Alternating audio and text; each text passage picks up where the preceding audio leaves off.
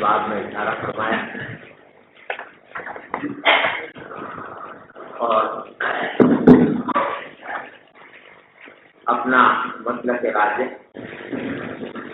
بیان کر کے اس کے دلائل ذکر فرمائے. یہ مسئلہ آپ جو کہہ رہے ہیں ہدایہ وغیرہ میں پڑھ کے چلے آئے ہیں اور ابو داؤد میں جو غالباً پڑھ لیا ہوگا کہ امام مالک اور امام شافعی رحمۃ اللہ علیہ کے نزدیک وضو ہمیشہ سبیلین سے خارج ہونے والی چیز سے پوچھتا ہے.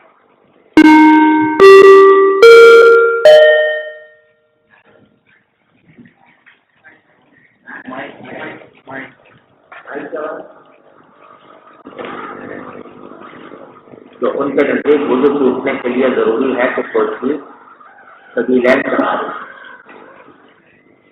غیر سبیلین سے اگر کوئی نجاست نکلتی ہے جیسے خون ہے یا پیپ ہے یا قے ہے تو اس سے ان کے نزدیک وضو نہیں.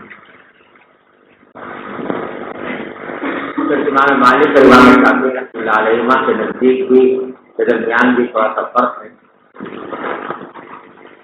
کہ امام مالک رحمۃ اللہ علیہ فرماتے ہیں کہ سبیلین سے نکلنے والی چیز سے وضو اس وقت ٹوٹے گا جبکہ وہ نکلنے والی چیز عادتاً سبیلین سے نکلتی ہے جیسے پیشاب پخانا یا دم حیض. لیکن جو چیزیں عادتاً اس سے خارج نہیں ہوتی سبیلین سے بلکہ کسی بیماری کی وجہ سے یا کسی عارض کی وجہ سے خارج ہوتی ہیں ان سے بھی امام مالک کے نزدیک وضو نہیں.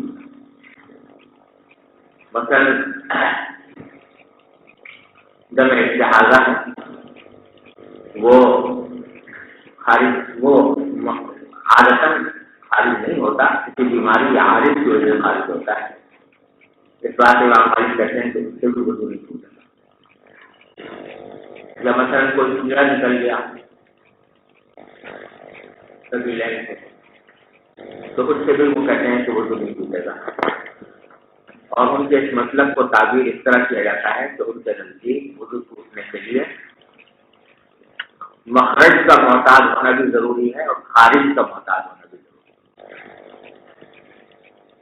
وہ جگہ جہاں سے کہ وہ نجاست نکل رہی ہے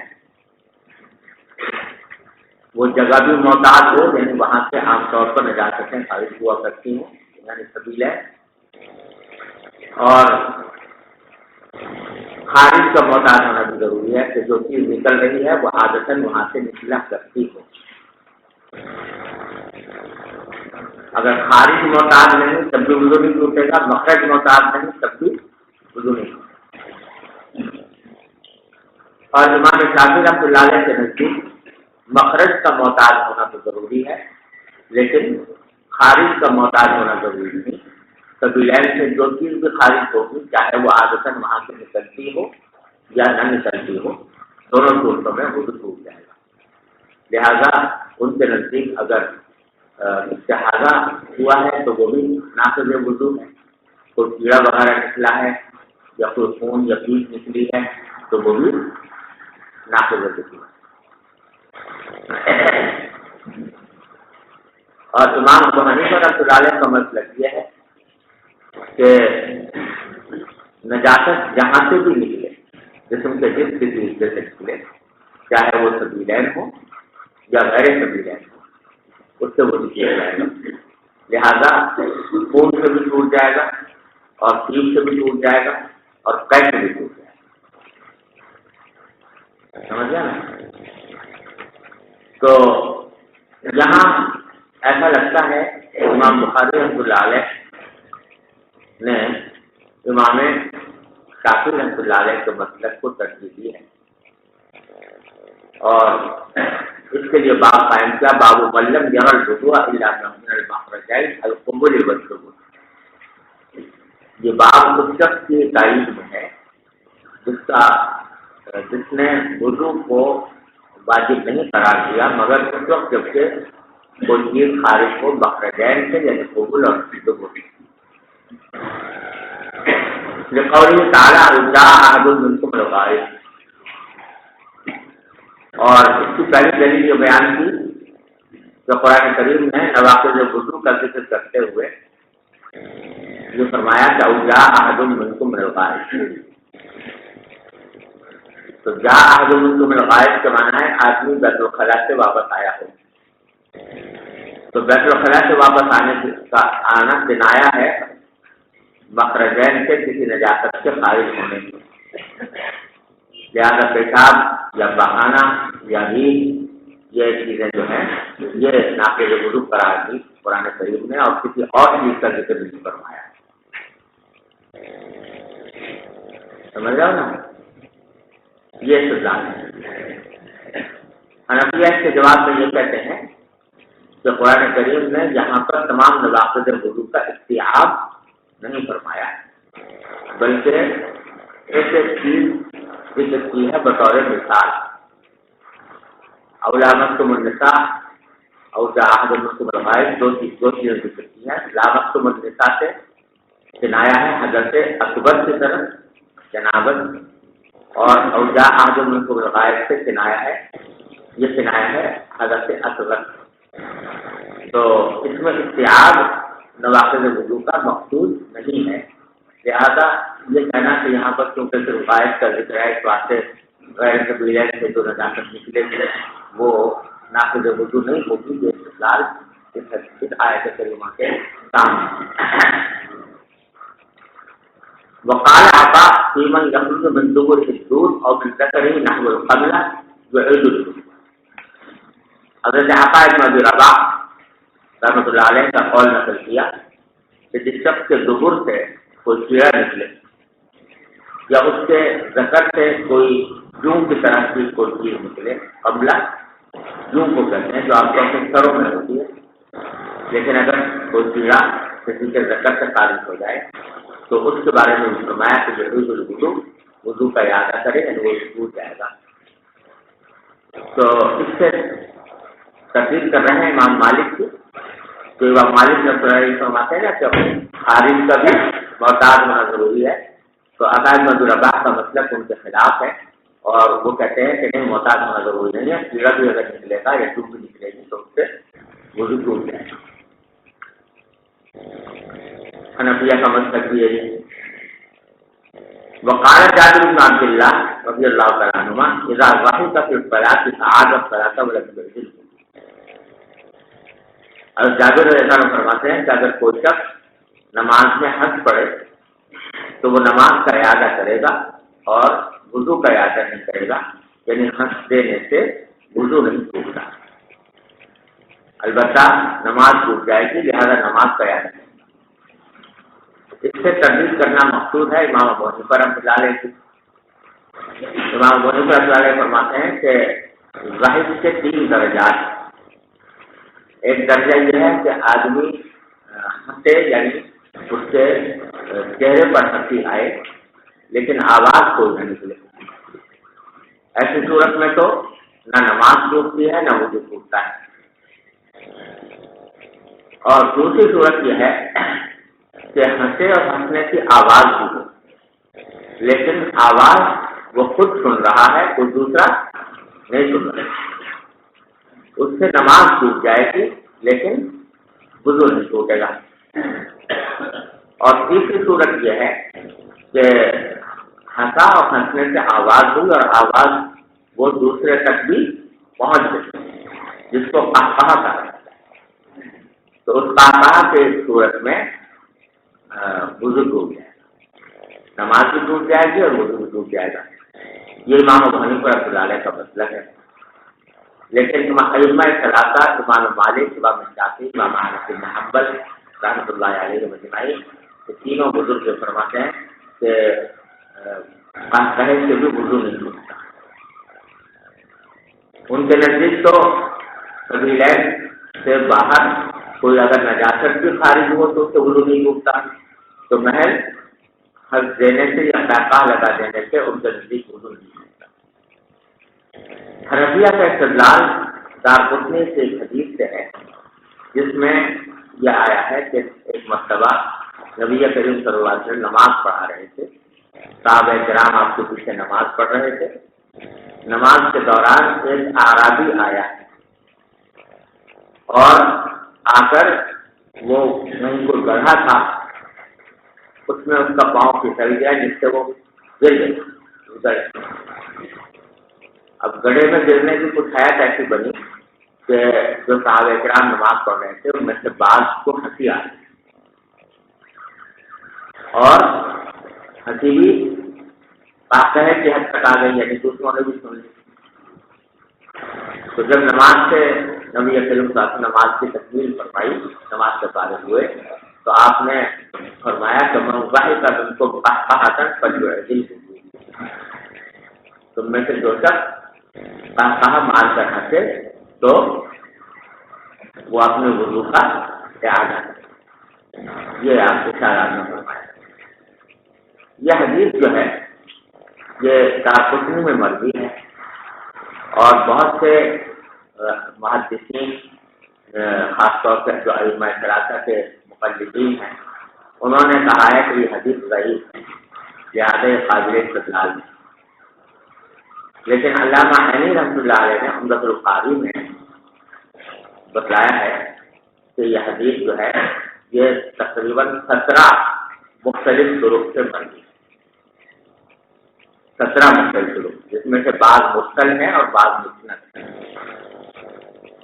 اور اگر فرض کرو مان لیں کہ سارے کے سارے طریق صحیح ہیں، تب بھی تعدد طرق کی وجہ سے یہ حسن لغیری بن جائے گی، اور حسن لغیری بننے کی وجہ سے قابل استدلال ہے نا۔ بعض حضرات نے یہ کہا ہے کہ یہ بات جو حدیث میں بیان کی گئی ہے وہ سمجھ میں آنے والی نہیں ہے کہ ایک بیچارہ اعرابی آ رہا ہے اور وہ گر گیا، یہ تو ایک مصیبت کی بات ہے بیچارے کی، اس پر ترس کھانا چاہیے، نہیں ہے کہ صحابہ کرام اس پر ہنس پڑے۔ تو صحابہ کرام کی شان سے یہ بات بڑی معلوم ہوتی ہے کہ کسی آدمی کے گر جانے کے اوپر وہ قہقہہ لگا کر ہنسے، لہٰذا یہ حدیث جو ہے یہ صحیح نہیں معلوم ہے۔ لیکن جواب اس کا یہ ہے کہ یہ الزام تو حنفیہ پر دیا جاتا ہے کہ بھائی وہ قیاس کے مقابلے میں حدیث کو ترک کر دیتے ہیں، اور یہاں وہ حضرات یہ فرما رہے ہیں کہ قیاس کے خلاف معلوم ہوتی ہے بات، لہٰذا حدیث کو رد کر دو۔ اگر حدیث جو ہے وہ اتنے مختلف طرق سے ثابت ہے، حسن لغیری کے درجے میں آئی ہوئی ہے، تو محض عقلی قیاسات کی بنیاد پر اس کو رد کرنے کی کوئی وجہ نہیں۔ اور یہ کہنا کہ صحابہ کرام سے یہ بات بعید ہے کہ بات بھی اس لیے درست نہیں کہ بسا اوقات ایسا ہوتا ہے کہ کسی آدمی کے گرنے کی حیثیت کچھ ایسی بن جاتی ہے کہ اس سے بے ساختہ غیر اختیاری طور پر ہنسی آئی۔ صحابہ کرام سے یہ بات تو بے شک بعید ہے کہ وہ اپنے اختیار سے کسی آدمی کے گرنے پر ہنسیں، لیکن اگر بے اختیار ہنسی آ جائے تو اس میں کوئی مواخذے کی بات نہیں ہے، اور نہ کوئی تعجب کی بات ہے، نہ کوئی خلاف عقل بات ہے کہ صحابہ کرام اس کو بناتے ہو، لہٰذا اس بنیاد پر حدیث کو رد کرنے کا کوئی جواز نہیں۔ ارے سمجھ جاؤ۔ رہا یہ کہ جابر یہ فرماتے ہیں کہ اگر کوئی شخص نماز میں ہنسے تو اس کا نماز کا اعادہ کرے گا، وضو کا اعادہ نہیں کرے گا۔ تو اس حضرت جابر رضی اللہ عنہ سے اس ارشاد کو محمول کیا جا سکتا ہے ہنسنے کی دوسری صورت پر، یعنی وہ ہنسی جس میں آواز دوسرا نہ سنے، اس پر اگر محمول کیا جائے تو حضرت جابر رضی اللہ عنہ کا جو ارشاد حنفیہ کے خلاف نہیں ہوگا۔ اور اگر بالفرض یہ تسلیم کر لیا جائے کہ حضرت جابر کے ارشاد میں قہقہہ کی صورت بھی شامل ہے، تو اس کا جواب پھر یہ ہو سکتا ہے کہ حضرت جابر کو شاید اس واقعے کا علم نہیں ہوا جو ہم نے دارقطنی کے حوالے سے بیان کیا ہے، لہذا ان کا یہ قول حدیث مرفوع کے مقابلے میں حجت نہیں ہے۔ بات سمجھ آ گئی؟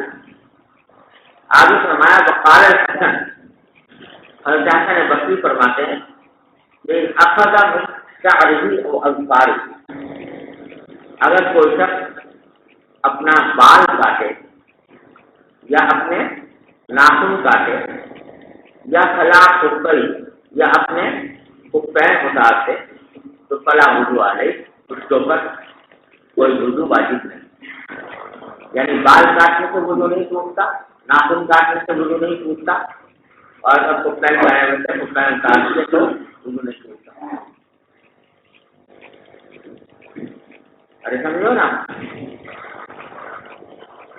تو جہاں تک بال کاٹنے کا تعلق ہے، اب ناخن کاٹنے کا تعلق ہے، یہ تو اب اجماع ہے اس کے اوپر کہ اس سے وضو نہیں ٹوٹتا، اور حضرت حسن بصری نے اس لیے یہ بات فرمائی کہ بعض لوگوں کو یہ شبہ ہو سکتا تھا کہ جب آدمی نے وضو کیا تھا اس وقت تو بال موجود تھے اور ناخن موجود تھے، اب جب کاٹے گا تو حدث سرایت کر جائے گا اس حصے پر جو باقی بچا ہے، لہذا اس سے وضو ٹوٹ جانا چاہیے۔ تو حسن بصری رحمۃ اللہ علیہ کی تردید کر رہے ہیں کہ نہیں، ایسا نہیں ہے کہ اس سے وضو ٹوٹ جائے، حدث اس صورت میں سرایت نہیں کرے گا بلکہ آدمی کا وضو برقرار ہے، اور اب اس پر اجماع ہے، اتفاق ہے،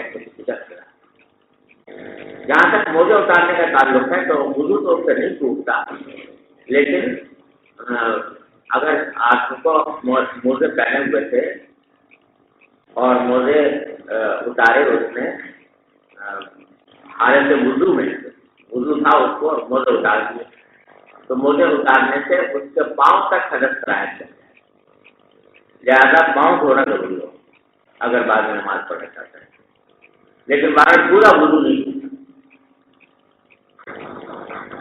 آگے فرمایا وقال ابو ہریرہ رضی اللہ عنہ لا وضوء الا بالحدث، حضرت ابو ہریرہ نے فرمایا کہ وضو واجب نہیں ہوتا مگر حدث سے۔ اس سے اس اثر کو لا کر امام بخاری یہ کہنا چاہتے ہیں کہ حدث کی تفصیل خود امام حضرت ابو ہریرہ نے اس حدیث جو پیچھے گزر چکی اور آئندہ بھی آنے والی ہے، جب ان سے پوچھا گیا کہ حدث کیا ہوتا ہے تو انہوں نے کیا کہا خساؤ اور برا، تو انہوں نے حدث کی تفصیل خود یہ کر دی، ایک ایسی چیز سے کر دی جو سبیلین سے خالی ہوتی ہے، تو جب یہ کہہ دیا تو اس سے معنی یہ ہے کہ حدث منحصر ہے اسی چیز میں جو کہ سبیلین سے خالی ہو، لیکن حنفیہ اس کے جواب میں یہ کہتے ہیں کہ حدث تو ہر اس چیز کو کہتے ہیں جو وجود کو توڑنے والی ہے، سمجھے نا؟ اور حضرت ابو ہریرہ نے جو تفصیل کی غساؤ اور قرآن کے لفظ سے، تو وہاں بھی میں نے عرض کیا تھا کہ یہ بطور مثال ہے، سمجھے نا؟ یہ مطلب نہیں کہ حدث اس میں منحصر ہے، تو اس واسطے اس سے استدلال بھی امام بخاری کا کام ہے۔ اب آگے امام بخاری رحمۃ اللہ علیہ نے متعدد آثار نقل فرمائے ہیں جن میں کہ خون کے نکلنے کو بعض صحابہ کرام نے یا بعض تابعین نے ناقض وضو قرار نہیں دیا، سمجھے نا؟ اس سے حنفیہ کی تردید مقصود ہے جو خون کے نکلنے سے وضو کے ٹوٹنے سے قائل ہے۔ آگے بڑھنے سے پہلے یہ سمجھ لیجیے کہ حضرت امام ابو حنیفہ رحمۃ اللہ علیہ جو وضو خون سے نکلنے سے وضو سے ٹوٹنے سے قائل ہیں، ان کی دلیلیں ہیں کئی اور وہ احادیث مرفوعہ ہیں، ان میں سے ایک دلیل تو حضرت صاحب ہدایہ نے نقل کی ہے کہ نبی کریم صلی اللہ علیہ وسلم کے ساتھ الوضوء من کل دم سائل، وضو واجب ہوتا ہے ہر بہتے ہوئے خون، اور حافظ ذیلعی رحمۃ اللہ علیہ نے نصب الرایہ میں جو احادیث ہدایہ کی تقریر ہے اس میں بیان کیا ہے کہ یہ حدیث یعنی الوضوء من کل ذنب سائل یہ حضرت تمیم داری سے بھی مروی ہے، جابر بن ثابت رضی اللہ عنہ سے بھی اور متعدد طرق سے مروی ہے اور ثابت کیا ہے کہ وہ حدیث قابل استدلال ہے۔ اور دوسرے حنفیہ کے دلیل حضرت عائشہ صدیقہ رضی اللہ تعالیٰ عنہ کی حدیث ہے ابن ماجہ وغیرہ میں آئی ہے کہ من خاء او رعوف فی صلاته فلینصرف ولیتوضأ ولیبنی علی صلاته ما لم یتکلم، جو نماز کے دوران اگر کسی کو قے آ جائے یا نفسی ٹوٹ جائے تو اس کو چاہیے کہ وہ جائے جا کے وضو کرے اور پھر جہاں سے نماز چھوڑی تھی وہیں سے اس کو پر بنا کرے۔ تو یہاں آپ نے وضو کرنے کا حکم دیا قے اور رعوف کو دیں گے۔ اس حدیث کی مکمل اسنادی تحقیق جو ہے وہ درس ترمذی کے اندر بیان ہوئی ہے اور شاید آپ نے پڑھ بھی لی ہوگی، ابھی نہیں پہنچی تو وہاں اس کی تفصیل بیان کی ہے اور اس حدیث سے سند پر جو کلام ہوا ہے اس کا حنفیہ نے جواب دیا ہے۔ اور صحیح بات یہ ہے کہ حدیث ابن ابی ملیکہ کے سند سے بالکل صحیح ہے اور اس سے استدلال بھی ہے۔ تو یہ بنیادی طور پر یہ دو حدیثیں ہیں جو حنفیہ مسائل سے ناقص ہونے پر پیش کرتے ہیں۔ اس کے مقابلے میں حضرت امام بخاری رحمۃ اللہ علیہ نے مختلف آثار نقل کیے ہیں صحابہ کرام سے۔ تو وہ کہتے ہیں ذکر عن جابر، حضرت جابر رضی اللہ عنہ سے مروی ہے ان نبی صلی اللہ علیہ وسلم کان فی غزوۃ ذات الرقاع، کہ آپ غزوہ ذات الرقاع میں تھے، فرمی رجل بسہم، ایک شخص کو تیر آ کر لگا اور ان صاحب کا نام عباد بن بشر اور ابو داؤد میں ان کا واقعہ تفصیل سے آیا ہے۔ تو نام ان کا عباد بن بشر ہے۔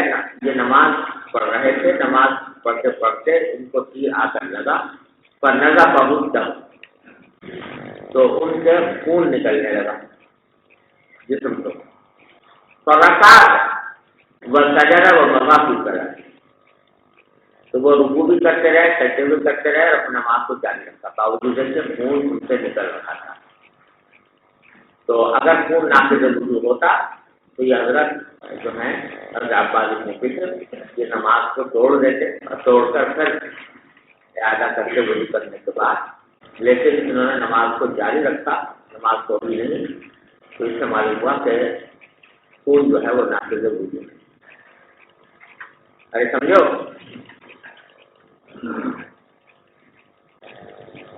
حنفیہ کی طرف سے اس استدلال کا جواب یہ ہے کہ یہ واقعہ تفصیل کے ساتھ امام ابو داؤد نے اپنے سنن میں روایت کیا۔ یہ غزوہ ذات الرقاع کا موقع ہے۔ حضرت عباد بن بشر رضی اللہ تعالیٰ عنہ کو نبی کریم صلی اللہ علیہ وسلم نے ایک جگہ پہرا دینے کے لیے مقرر فرمایا۔ تو پہرا دیتے دیتے انہوں نے سوچا کہ خالی وقت گزارنے کے بجائے انہوں نے نماز شروع کر رات کے وقت اور نماز میں تلاوت شروع کر دی۔ اسی حالت میں اس کو تیر آ کر لگا اور انہوں نے اپنے نماز کو جاری رکھا، اور بعد میں ان سے پوچھا گیا کہ بھائی تیر آپ کو لگ گیا تھا، اس کے باوجود آپ نے نماز جاری رکھا، نماز کو جاری رکھا، تو انہوں نے جواب میں فرمایا کہ میں نے ایک سورت شروع کر رکھی تھی قرآن کریم کی نماز کو، وہ تلاوت کر رہا تھا، تو مجھے یہ اچھا نہیں لگا کہ میں سورت کو چھوڑ کر نماز چھوڑ کر باہر آؤں، اس واسطے میں نے اپنے نماز کو جاری رکھا۔ ارے سمجھو، یہ ہے واقعہ۔ اس سے جو استدلال کیا جا رہا ہے خون کے غیر محفوظ ہونے پر، اس کے حنفیہ کی طرف سے دو جواب ہیں، الزامی اور اسلامی۔ الزامی جواب تو یہ ہے کہ اگر اس حدیث سے اور اس واقعے سے خون کے ناقض وضو نہ ہونے پر استدلال کیا جا رہا ہے، تو پھر اس سے خون کے غیر نجس ہونے پر بھی استدلال ہونا چاہیے، جو نجس نہیں ہوتا۔ کیوں؟ اس لیے کہ جب تیر آ کر لگا اور جسم سے خون نکلا، اور ظاہر ہے ڈاکٹر جنہوں نے کپڑے پہنے ہوئے، جب جسم سے خون نکلا تو کپڑے بھی ملوث ہوئے ہوں گے خون سے، اور جسم بھی ملوث ہوا ہوگا، ظاہر بات ہے۔ تو اگر اس کے باوجود انہوں نے نماز کو جاری رکھا، جبکہ کپڑے پر بھی خون لگا ہوا ہے اور جسم پر بھی خون لگا ہوا ہے، تو نماز کو جاری رکھا انہوں نے، تو کوئی اگر یہ استدلال کرے کہ بھائی خون نجس نہیں ہوتا، کیونکہ اگر نجس ہوتا تو یہ صاحب اپنی نماز کو جاری نہ رکھتے، تو آپ جو کچھ جواب اس کا دیں گے وہی جواب ہمارا خون سے ناقض وضو نہ ہونے کے بارے میں ہوتا ہے۔ ارے سمجھے نا؟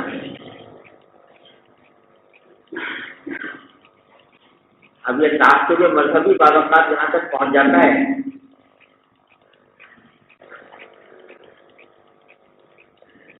کہ آپ حضرت صافی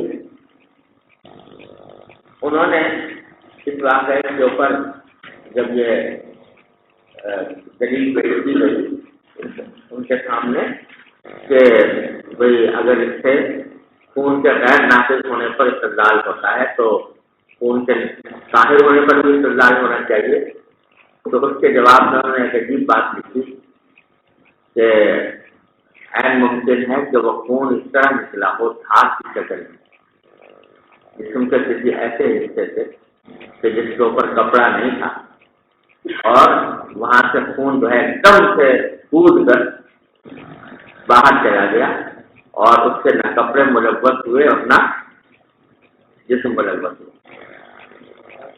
یعنی وہ خون اتنا عاقل بالغ تھا کہ اس نے یہ سوچا کہ میں اس آدمی کے کپڑے جسم کو بچا لوں اور اس کو بچا کر وہ سیدھا کود کے باہر نکل۔ تو اس جواب کی آپ سمجھ لیں کہ کیا حیثیت ہو سکتی ہے۔ تو یہ تو تھا الزامی جواب۔ تحقیقی جواب یہ ہے کہ حضرت عباس بن بشر رضی اللہ تعالیٰ نے خود یہ فرمایا، جب ان سے پوچھا گیا کہ آپ نے نماز کیوں نہیں توڑی، تو خود انہوں نے فرمایا کہ میں ایک سورج شروع کر چکا تھا تو مجھے اچھا نہیں لگا تو میں اس کو توڑ کر ختم کر کے قطع کر کے نماز کو توڑی۔ اس سے ظاہر یہ ہوتا ہے کہ یہ غلبہ حال ہے، رات کا وقت ہے، جہاد کا عالم ہے، تہجد کی نماز پڑھ رہے ہیں، اس میں تلاوت ہو رہی ہے، تو یہ ہم جیسے لوگوں کی نماز تو ہے نہیں، یہ ان صحابہ کرام کی نماز، تو نماز کے اندر ان کو اتنا استغراق ہوا، اتنا انہماک ہوا کہ تیر لگنے کی تکلیف کا بھی احساس نہیں ہو سکا۔ تو اس حالت میں ان کے اوپر ایک غلبہ حال تھا کہ اس نماز کو دوسرا پوری کروں، اس غلبہ حال کی حالت میں انہوں نے نماز کو جاری رکھا۔ یہ غلبہ حال کی جو کیفیت ہوتی ہے، یہ اگرچہ اس میں وہ شخص جو کہ اس غلبہ حال کی حال میں ہے وہ معذور تو ہوتا ہے، لیکن نہ وہ حالت قابل تقلید ہوتی ہے، نہ اس سے کوئی حکم شرعی مستقبل ہے، کیونکہ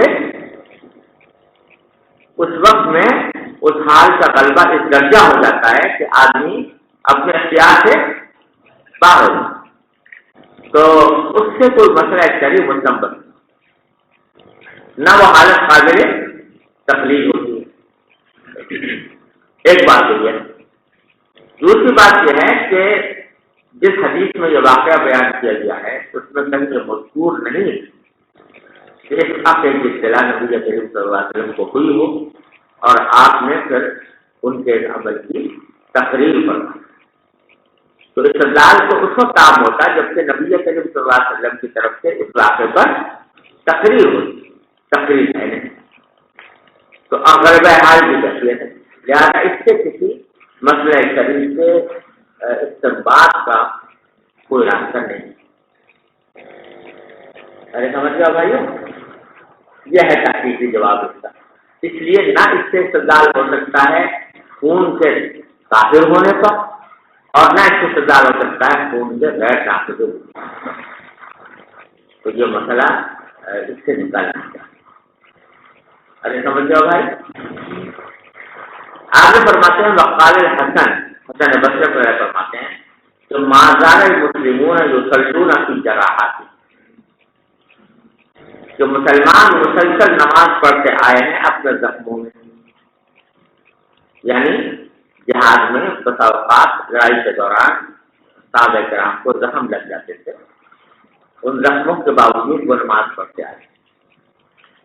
اس سے امام بخاری استدلال یہ کرتے ہیں کہ زخم کی حالت میں جب نماز پڑھ رہے ہیں زخم سے خون بھی رس رہا ہوگا، اور جب خون رس رہا ہوگا تو اس میں نماز پڑھنا اس بات کی علامت ہے کہ کوئی خون کو ناقض وضو نہیں سمجھتا۔ لیکن اس مجمل جملے سے خون کے غیر ناقض وضو ہونے پر استدلال درست نہیں، اس لیے کہ یہ تو صحیح ہے کہ صحابہ کرام زخموں کی حالت میں بھی نماز پڑھتے ہیں۔ اب وہ زخم کیسے تھے؟ ان سے خون رس رہا تھا یا نہیں رس رہا تھا، اس کی کوئی تفصیل نہیں۔ دوسرے ہو سکتا ہے کہ ایسے زخم ہوں جن سے خون رس رہا ہو لیکن وہ عذر کی حالت کو پہنچے ہوئے، معذور ہو گئے اس کی وجہ سے، تو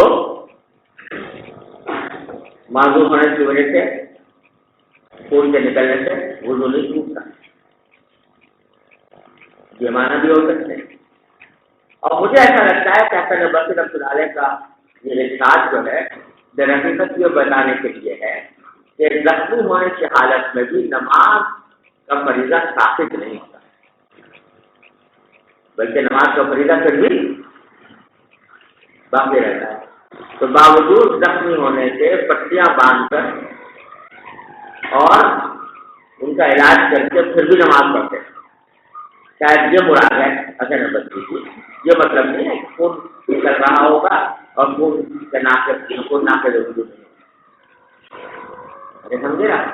اور دلیل اس کی یہ ہے کہ علامہ علی رحمۃ اللہ نے بیان فرمایا ہے کہ مصنف ابن ابی شیبہ میں خود حسن بصری رحمۃ اللہ علیہ کا یہ مسلک نقل کیا ہے کہ ان کے نزدیک دم سائل سے وضو ٹوٹ جاتا ہے۔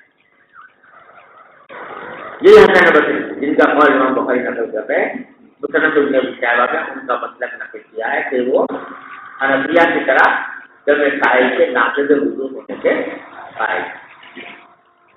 ارے سمجھ گئے نا؟ لہٰذا اس حدیث اثر کی لازماً تعویل کرنی ہوگی، اور وہ وہی ہے جو میں نے عرض کی کہ یا تو خون سائل نہیں تھا، یا وہ حالت عذر کو پہنچے ہوئے تھے، یا پٹیاں باندھ کر اور وضو کر کے نماز پڑھ رہے تھے۔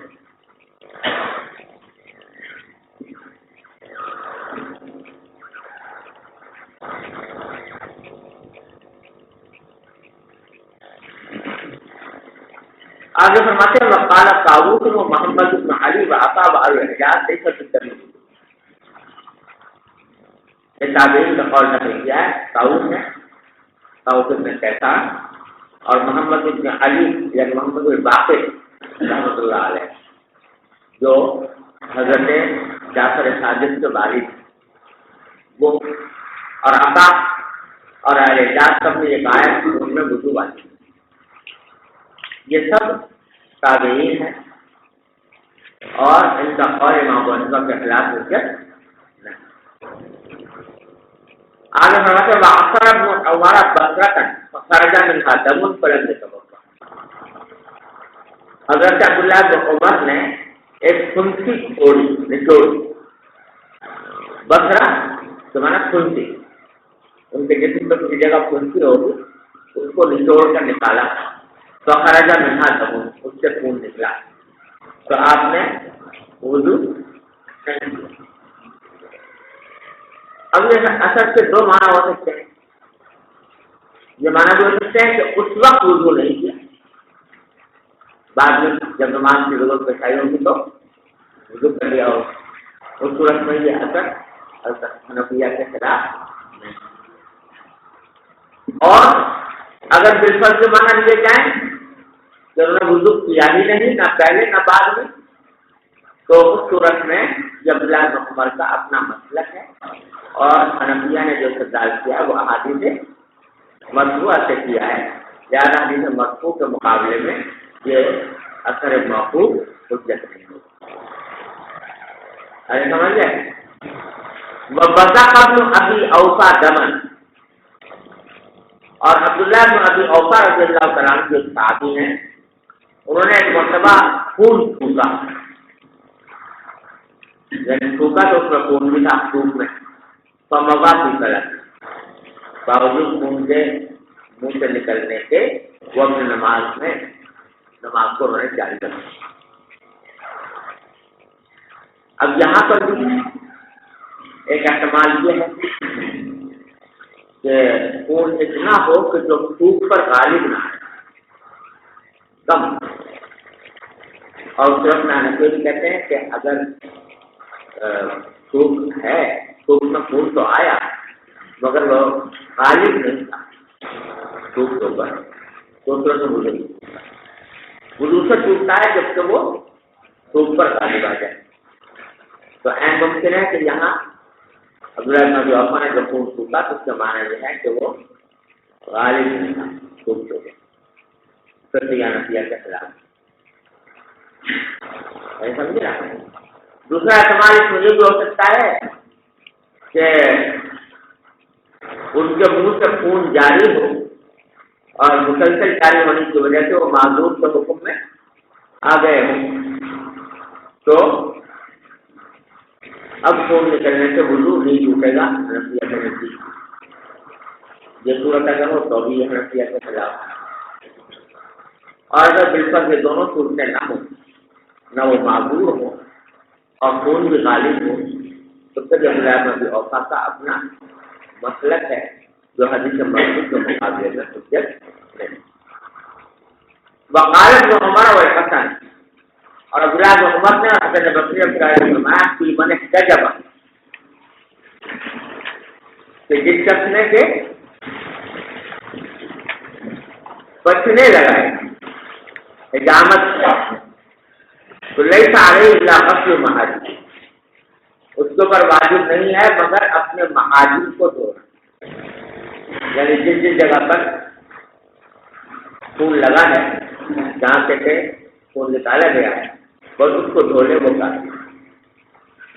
اس کا مطلب امام بخاری یہ لے رہے ہیں کہ انہوں نے یہ کہا کہ بھائی جہاں خون لگا تھا بس وہ دھو لیں اور باقی وضو کرنا ضروری ہے حجامت کرانے کے بعد. لیکن اس سے دوسرے معنی بھی ہو سکتے ہیں، اور وہ یہ کہ بعض لوگ یہ سمجھتے تھے کہ حجامت کرانے کے بعد غسل کرنا واجب، تو یہ ان کے ترتیب کرنا کہ جو لوگ یہ سمجھتے ہیں کہ حجامت کرانے کے بعد غسل کرنا واجب ہے، یہ بات درست نہیں ہے. انسان کے دل میں صرف اتنا ہے کہ وہ اپنے محاجم کو دھو لے تو بھی کافی ہے، غسل کرنا ضروری ہے.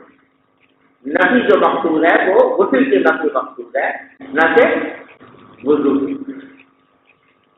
یہ جواب اس کا ہو سکتا ہے. اب آگے امام بخاری رحمۃ اللہ علیہ نے مسنداً کچھ حدیثیں روایت کی ہیں اس بات کی تائید میں کہ وضو صرف سبیلین سے نکلنے والی چیز کے ذریعے ٹوٹتا ہے، کسی اور سے نہیں ٹوٹتا. پہلی حدیث تو وہ ابو ہریرہ کی حدیث ہے جو پہلے بھی گزری ہے اور ترجمۃ الباب میں اس کی اشارہ کیا تھا کہ قال رسول اللہ صلی اللہ علیہ وسلم لا يزال العبد بالتسبيح 30 ما كان في المسجد ينتظر الصلاة، کہ بندے کو نماز ہی میں شمار کیا جاتا ہے مسلسل جب تک کہ وہ مسجد میں رہے، رات کا باؤ نماز کرے. نماز کے انتظار میں اگر بیٹھا ہے مسجد کے اندر تو جس دیر بیٹھا رہے گا تو اس کو یہ سمجھا جائے گا کہ وہ نماز ہی پڑھ رہا ہے. حکم مانن جو جب تک کہ وہاں پر حدث ظاہر نہ کرے مسجد میں بیٹھ کر. تو کسی سے آگے اس شخص نے پوچھا کہ بل حدث یا باہر رہا کالا تو فرمایا کہ آواز یعنی سب. اب یہاں تو انہوں نے پورا ذکر نہیں کیا, صرف درختہ کو ذکر کیا, سمجھے. یہ اس بات کی واضح دلیل ہے کہ احتیاط مقصود نہیں ہے نواقع ذکر کا, لہٰذا اس سے استدلال امام بخاری کا کام ہے. جی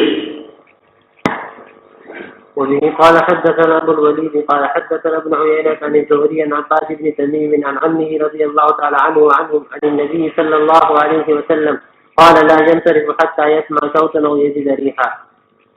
لا ينصرف حتى يسمع صوتا او يجد ريحا. جو پہلے گزر چکی حدیث نا کہ وہ بن نہیں سکتا, تو اس کو آپ نے فرمایا کہ جب تک نہ جائے جب تک کہ آواز نہ پائے. جی وبه قال حدثنا قتيبة قال حدثنا جرير عن الأعمش عن منذر أبيان الثوري محمد بن الحنفية قال قال علي رضي الله تعالى عنه وعنهم كنت رجلا مزاء فاستحييت أن أسأل رسول الله صلى الله عليه وسلم فأمرت المقداد بن الأسود فسأله فقال فيه الوضوء ورواه شعبة عن الأعمش. یہ سے پہلے گزر گئی ہے اور جہاں پر جانے کا منشا کیا ہے کہ مزید سے آپ نے وضو واجب قرار دیا, اور مزید ان چیزوں میں سے ہے جو قبول کا خارج ہوتی ہے. جی وبه قال حدثنا سعد بن حفص قال حدثنا شيبان عن يحيى عن ابي سلمة ان عطاء بن يسار اخبره ان زيد بن خالد اخبره انه سال عثمان بن عفان رضي الله تعالى عنهما وعنهم قلت ارايت اذا جامع ولم يمن قال عثمان يتوضا كما يتوضا للصلاه ويغسل ذكره. قال عثمان سمعته من رسول الله صلى الله عليه وسلم فسالت عن ذلك عليا والزبير وطلحه وابي بن كعب رضي الله تعالى عنه فامروه بذلك. حضرت زید بن خالد رضی اللہ عنہ فرماتے ہیں کہ انہوں نے حضرت عثمان رضی اللہ عنہ سے ایک مسئلہ پوچھا, تو کہتے ہیں میں نے کہا حضرت عثمان سے کہ ارائیتا, یہ ارائیتا ہمیشہ اخبرنی کے معنی میں ہوتا ہے, جبکہ معنی نہیں ہے کہ آپ نے دیکھا, لیکن محاورے میں یہ کس معنی میں آتا ہے اخبرنی, یعنی مجھے ذرا بتائیے. کیا بتائیے کہ جامع والا جمنی, اگر کسی شخص نے جمع کیا ہو اور انذار اس کو نہ ہوا, منی خالی نہ ہو, تو کیا اس کے ذمہ وضو واجب ہوگا یا نہیں, یہ سوال ہے. تو قال عثمان, حضرت عثمان رضی اللہ عنہ نے فرمایا کہ یتوضؤ کما یتوضؤ للصلاۃ, اگر انذار نہیں ہوا اور صرف جمع کیا ہے, یعنی دخول متاثر ہو گیا لیکن انذار سے پہلے آدمی اٹھ گیا, تو اس صورت میں عثمان نے فرمایا کہ وضو کر لے, جیسے کہ نماز کے لیے وضو کرتا ہے, وہ صرف واجب نہیں, وہی افضل ذکر اور ذکر بھی اپنا ہو جائے. خلاصہ یہ کہ عثمان نے اس کے اوپر غسل واجب قرار نہیں دیا. ارے سمجھے نا, یہ تو عثمان رضی اللہ عنہ کا قول تھا اور مبنی تھا اس بات پر کہ ابتداء اسلام میں حکم یہی تھا جو حضرت عثمان نے بیان کیا, اور جس کا واقعہ آگے بھی آنے والا ہے کہ ایک مرتبہ نبی کریم صلی اللہ علیہ وسلم حضرت اتبان ابن مالک رضی اللہ عنہ سے گھر گئے اور ان کو باہر بلایا, تو وہ آئے اور آ کر انہوں نے اس طرح آئے کہ گویا اپنے حدیث میں آتا ہے کہ جب وہ اظہار کرتے ہوئے اپنے اظہار کو گویا پھینکتے ہوئے چلے آ رہے تھے. نبی کریم صلی اللہ علیہ وسلم کچھ سمجھ گئے تو آپ نے فرمایا لال دنا آگ جلنا, شاید ہم نے تمہیں جلدی میں مبتلا کر دیا. تو اس کے جواب میں نے کہا تھا رسول اللہ, میں اپنی بیوی کے ساتھ مشغول تھا اور آپ کے آواز سن کر یا آپ کے مطالعے پر میں فوراً چھوڑ کے چلا آیا. اور پھر انہوں نے مسئلہ پوچھا کہ اگر کوئی آدمی جمع تو کر لیا تو کل بھی ہو گیا لیکن انزال نہیں ہوا تھا, تو آیا اس کے اوپر غسل واجب ہے یا نہیں؟ تو آپ نے کے جواب میں فرمایا انما الماء من الماء، پانی تو پانی سے واجب ہوتا ہے، یعنی پانی سے پہلے پانی سے مراد ہے غسل اور دوسرے پانی سے مراد ہے منی، یعنی جب تک منی خارج نہ ہو تب تک غسل واجب نہیں ہوتا، پانی تو منی سے خروج سے واجب ہوتا ہے۔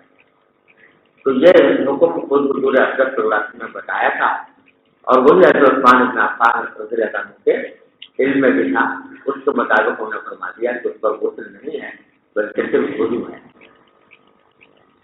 لیکن بعد میں یہ حکم منسوخ ہو گیا اور حضرت عائشہ رضی اللہ عنہا کی حدیث نے اس کو منسوخ کر دیا۔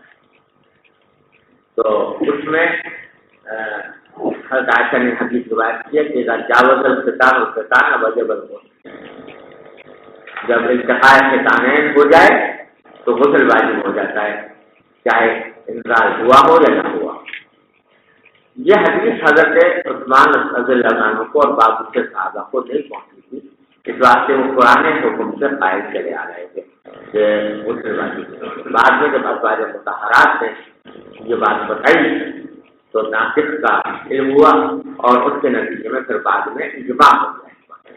اب صحابہ کرام کے زمانے میں ابتدائی دور میں کچھ اختلاف رہا، بعد میں اجماع ہو گیا کہ مطلق التقاء ختانین سے بھی غسل واجب ہو جاتا ہے، اور چاہے انزال ہوا ہو یا نہ ہوا۔ اب اس مسئلے میں کوئی اختلاف نہیں رہا۔ ارے سمجھو،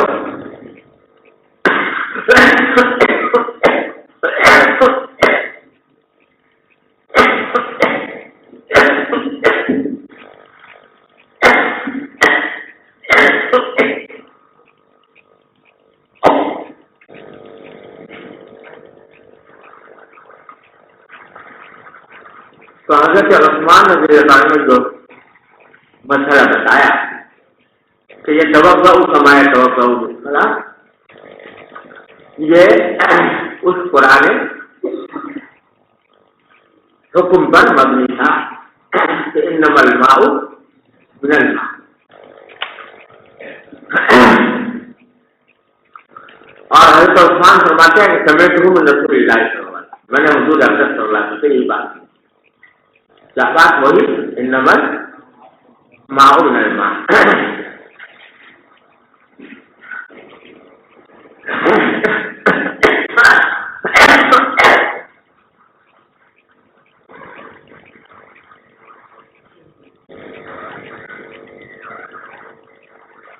اب حضرت زید بن خالد فرماتے ہیں تو فسألت عن ذلك عليا والزبير وطلحة وأبي بن كعب رضي الله تعالى عنهم، میں نے پھر یہ مسئلہ ان حضرات صحابہ کرام سے بھی پوچھا، حضرت عثمان سے تو پوچھ لیا تھا نا، اس کے بعد یہی مسئلہ میں نے پوچھا حضرت علی سے، حضرت زبیر سے، حضرت طلحہ سے، ابی بن کعب سے،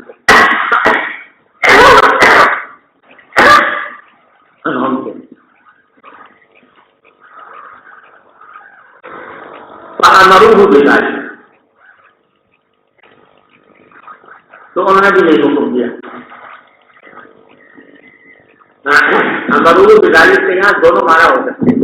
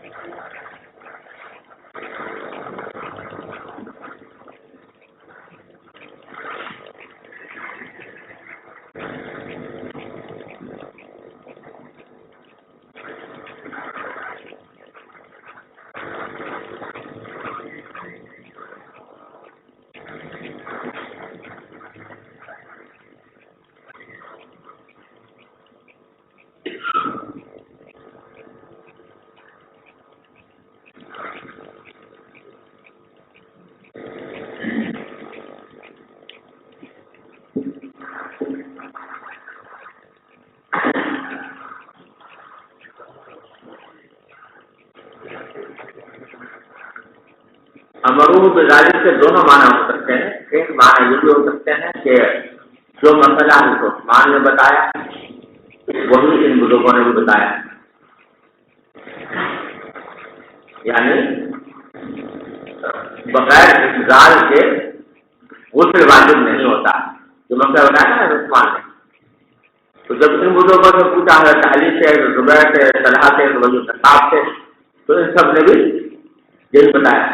ایک معنی یہ ہو سکتا ہے. اگر یہ معنی ہو تو یہ کہا جائے گا کہ جس طرح حضرت عثمان رضی اللہ تعالیٰ عنہ کو ناسخ کا علم نہیں ہو سکا تھا، اسی طرح ان حضرات کو بھی ناسخ کا علم نہیں ہوا. اور دوسرے معنی یہ ہو سکتے ہیں کہ امروا بذالک کے معنی یہ کہ انہوں نے حکم دیا حضرت عثمان کے بتائے ہوئے مسئلے کے برخلاف انہوں نے حکم یہ دیا کہ اگر کسی شخص کو سب جمع کرے انزال نہ ہو تو اس پر غسل واجب ہے. امروا بذالک. تو اس صورت میں اس کا مطلب یہ ہوگا کہ حضرات کو ناسخ کا علم ہو چکا تھا اور اس لیے انہوں نے حضرت عثمان کے بتائے ہوئے مسئلے کے برخلاف فتویٰ دیا اور حضرت عثمان کا جو قول تھا وہ منسوخ مسئلے کا مطابق. چلیے.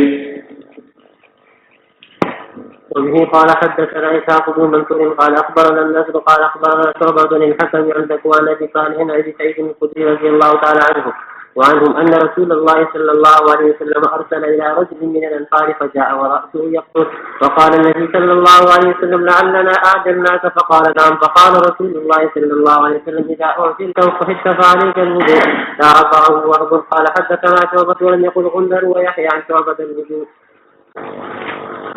جو واقعہ جو میں نے ابھی بتایا تھا حضرت اعتبار بن مالک رضی اللہ تعالیٰ عنہ کو امام بخاری نے امام مسلم روایت کیا ہے.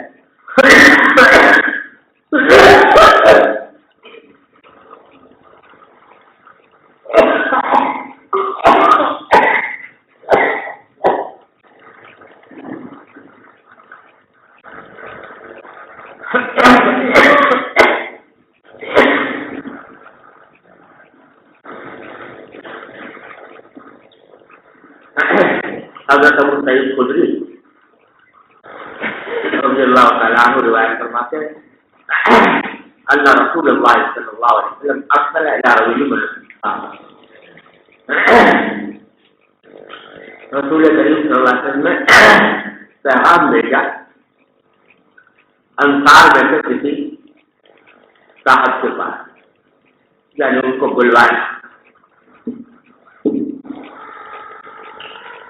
اور دوسری روایتوں میں ان کا نام اعتبار ابن مالک رضی اللہ تعالیٰ عنہ. تو تو وہ آئے اس حالت میں کہ ان کا سر ٹپک رہا، یعنی سر سے پانی ٹپک رہا، وہ غسل کر جائے. تو نبی کریم صلی اللہ علیہ وسلم نے ان سے پوچھا کہ لعلنا اعجلناک، شاید ہم نے آپ کو جلدی میں مبتلا کر دیا.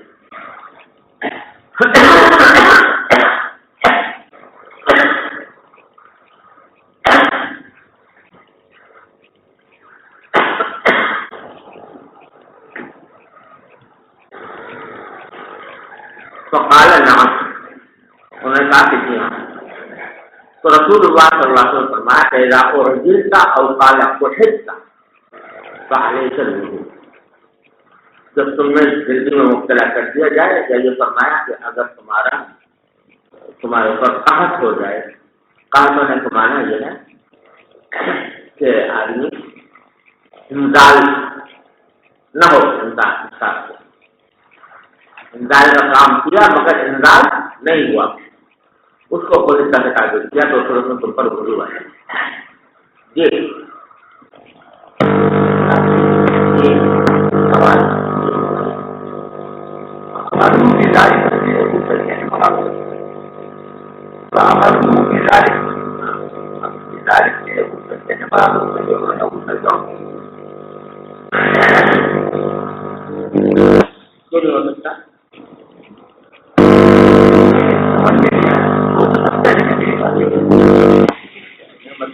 فرمایا کیا اس میں جہالت کیا ہے؟ مراد میں جہالت ہے۔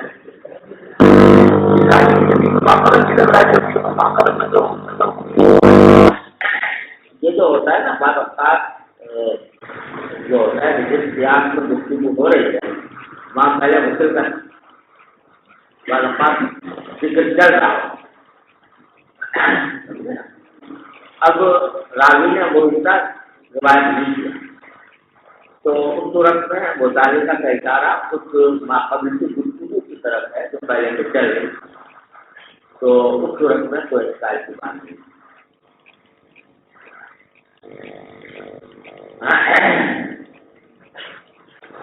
اور کچھ چلیے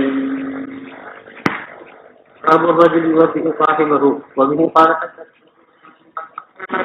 هارون عن يحيى عن موسى بن عقبة عن سعيد مولى بن عباس عن أسامة بن زيد رضي الله تعالى عنه أن رسول الله صلى الله عليه وسلم لما قام من عرفة عدل إلى الشيب فقضى حاجته قال أسامة فجعلت أصب عليه يتوضأ فقلت يا رسول الله تصلي قال المصلى أمامك۔ اس بات میں یہ مسئلہ بیان کرنا مقصود ہے کہ ایک شخص دوسرے کو وضو کرائے تو بتانے کا مقصود ہے کہ ایسا کرنا چاہیے۔ ہمارے فقہائے حنفیہ نے یہ فرمایا ہے کہ وضو میں استعانت یا دوسرے کی اعانت اس کی 3 صورتیں ہوتی ہیں۔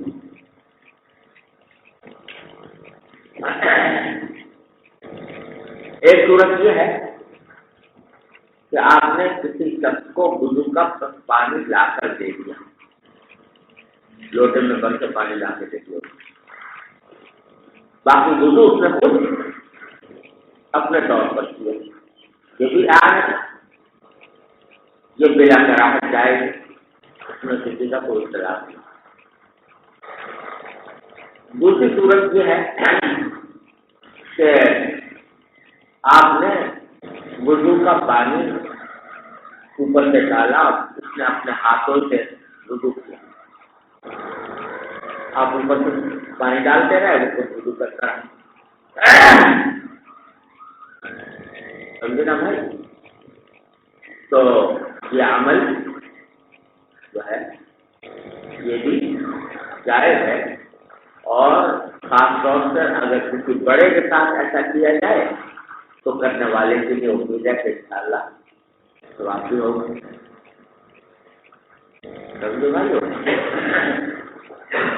اور البتہ جو شخص کرا رہا ہے اس کے لیے بلا عذر ایسا کرنا مکروہ تنظیم ہے، سمجھے؟ یعنی کوئی شخص جو ہے وہ باقاعدہ اہتمام کرے اس بات کا کہ بھائی میں خود وضو کرنے کے بجائے کوئی دوسرا آدمی میرے اوپر پانی ڈالے تو بلا خود وضو کر سکتا ہے، بڑے آرام سے کر سکتا ہے، کوئی پریشانی نہیں ہے، کوئی بیماری نہیں ہے، تو اس کے باوجود وہ دوسرے کو کہتا ہے کہ میرے پانی ڈالو، یہ مکروہ غلطی۔ لیکن اگر کوئی شاگرد استاد سے کرا رہا ہے، بیٹا باپ کو کر رہا ہے، مرید شیخ کو کر رہا ہے اپنی سعادت سمجھ کر، اور کرانے والا بھی یہ سوچ کر کہ بھائی اس کی سعادت ہے، اس کو ثواب ملے گا اس لیے اجازت دے رہا ہے، تو اس میں کوئی بنایا ارے سمجھے۔ تیسری صورت یہ ہے کہ وضو کرانے والا پانی بھی ڈال رہا ہے اور اس کے اعضاء کو اپنے ہاتھوں سے مل بھی رہا ہے، اور بہت زیادہ بیٹھے ہیں وہ جو کرانے والے سمجھے نا، وہ کچھ نہیں کر رہے، بس دوسرا پانی ڈال رہا ہے، دوسرا ہی منہ پہ پانی ہاتھ پھیر رہا ہے، وہ دوسرا ہاتھ میں پھیر رہا ہے، تو یہ چیز جو ہے یہ مکروہ ہے،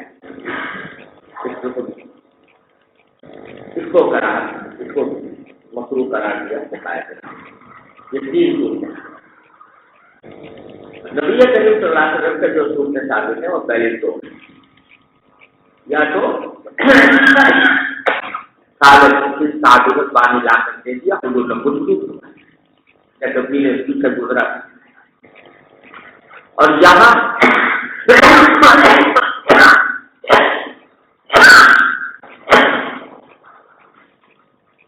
دوسری صورت حدیث پہلے تو گزری ہے اور جو سامان میں فرما رہے ہیں بجاؤ تو آسوب کو آ رہی کی وجہ سے وقت میں پانی آپ پر ڈال رہا تھا اور آپ خود وضو فرما رہے تھے. یہ دوسری صورت ہے جی. وبه قال حدثنا عمرو بن علي قال حدثنا عبد الله قال سمعت يحيى بن سعيد يقول اخبرني سعد بن ابراهيم ان النافع بن الزبير بن مطعم اخبره انه سمع عمر بن المغيرة بن شعبة يحدث عن المغيرة بن شعبة رضي الله تعالى عنه وعنهم انه كان مع رسول الله صلى الله عليه وسلم في سفر وانه ذهب لحاجة له وان المغيرة جعل يصب الماء عليه وهو يتوضأ فغسل وجهه ويديه ومسح برأسه ومسح على الخفين. رائے بدلتے رہتے ہیں. کبھی سوچتا ہے کہ ترنم سے پڑھوں, کبھی سوچتا ہے کہ بغیر ترنم سے پڑھوں, کبھی بیچ میں رائے بدل جاتی ہے پڑھتے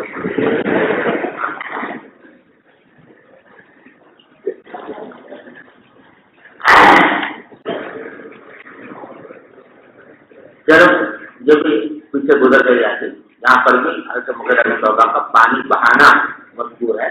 وضو آپ خود کرنا. باب قراءة القرآن بعد الحدث وغيره. وقال منصور عن إبراهيم لا بأس بالقراءة في الحمام وبكتب الرسالة على غير وضوء. وقال حماد بن إبراهيم إن كان عليه نزاع فسلم وإلا فلا تسلم. یہ باب ہے قرآن کریم کی تلاوت کرنا حدث کے بعد. دو مسئلے بیان کرنا مقصود ہے اس ترجمۃ الباب میں. ایک یہ کہ حدث یہاں پر مراد حدث اصغر ہے. حدث اصغر کی حالت میں تلاوت کرنا جائے.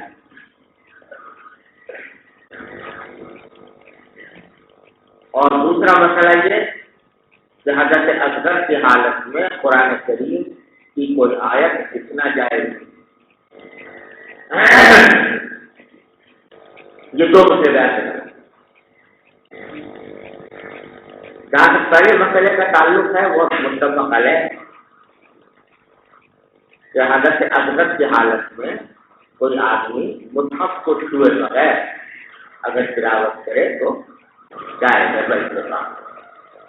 امام بخاری پیچھے سے قائل ہے, اس کو اسی طریقے سے باب ہے.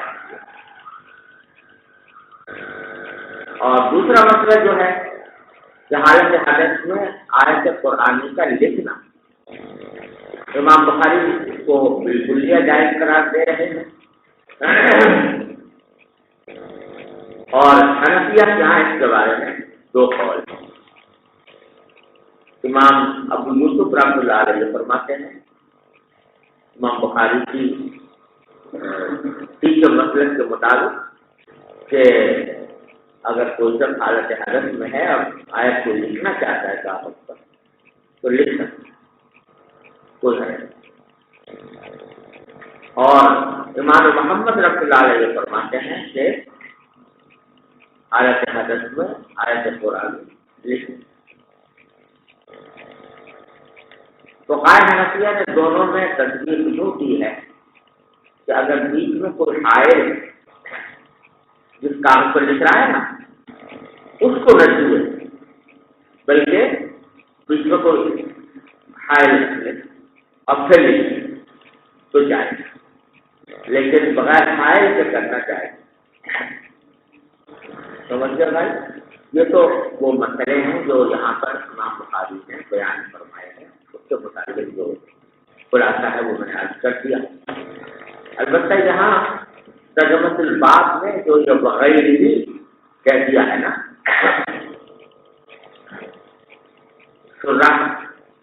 اس سے پریشان ہو گئے. باب قراءۃ القرآن بعد الحدث وغیرہ. اب جن میں حدث کہتے ہیں جو وغیرہ کا مطلب قرآن حدث پر ہے, یعنی حدث کے بعد بھی قراءت قرآن کرنا جائز ہے اور غیر حدث کے بعد بھی جائز ہے۔ غیر حدث سے مراد یہ کہ جو حقیقت میں تو حدث ہے نہیں لیکن حدث کے مشابہ ہے، مثلاً ایسی نیند جو ناقض وضو نہیں، دھوکہ کھا گیا کوئی تھوڑا سا تو اس سے وضو ٹوٹتا تو نہیں ہے لیکن ناقض وضو کے مشابہ ہے۔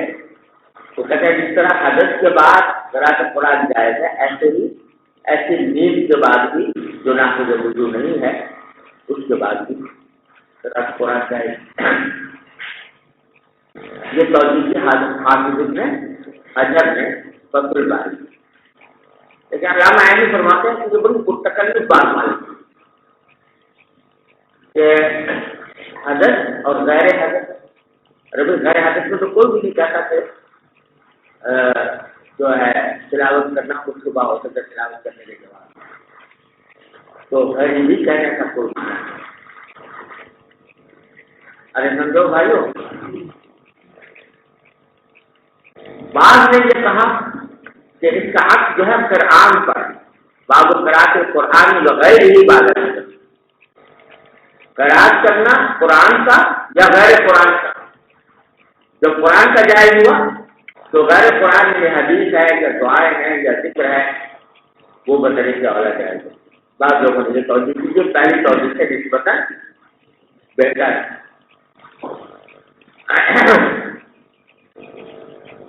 اور علامہ عینی کہتے ہیں کہ یہ وغیر ہی نہیں ہے، وغیر روح ہے۔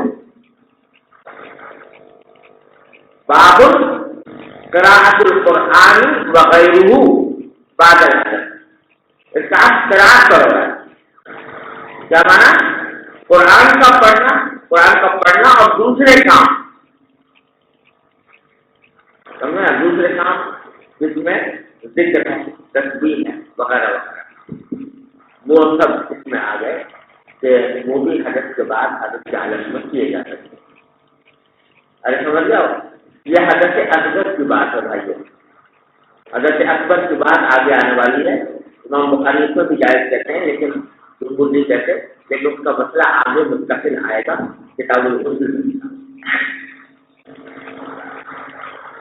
وقال منصور عن ابراہیم، منصور بن معتمر حضرت ابراہیم النخعی سے روایت کرتے ہیں کہ لا باس بالقراءۃ فی الحمام، حمام میں قرآن پڑھنے میں کوئی حرج نہیں۔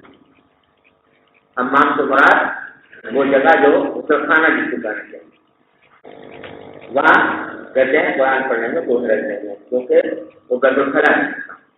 لیکن آج کل جہاں بیت الخلاء بھی ساتھی بنا ہوتا ہے وہاں یہ حکم ہے۔ باقی کتب رسالت علی غیر وضو، اسی طرح کوئی سب خط لکھے بغیر وضو کے یہ بھی جائز ہے۔ خط لکھنے میں جب آپ کو خط لکھے گا تو بسم اللہ الرحمن الرحیم بھی لکھے گا، اور بسم اللہ الرحمن الرحیم لکھے گا تو یہ آیت ہوگی قرآن کریم کی، تو گویا قرآن کریم کی آیت کا لکھنا بھی جائز ہے بے وضو۔ اس کی تفصیل میں ابھی عرض کر چکا ہوں۔ وقال حماد ابراہیم عن ابراہیم، حماد ابراہیم النخعی سے نقل کرتے ہیں کہ انسان علیہ التزام وسلم بقی افراد، جو لوگ حمام میں نہا رہے ہوں اگر انہوں نے ازار باندھی ہوئی ہے تب تو سلام کر لو، لیکن اگر سب خلاصی مجرد ہے تو ایسی صورت میں ان کے اوپر سلام کرنا جائز نہیں، کیونکہ برہنہ ہونے کی حالت میں کسی کو سلام کرنا مکروہ ہے۔ جی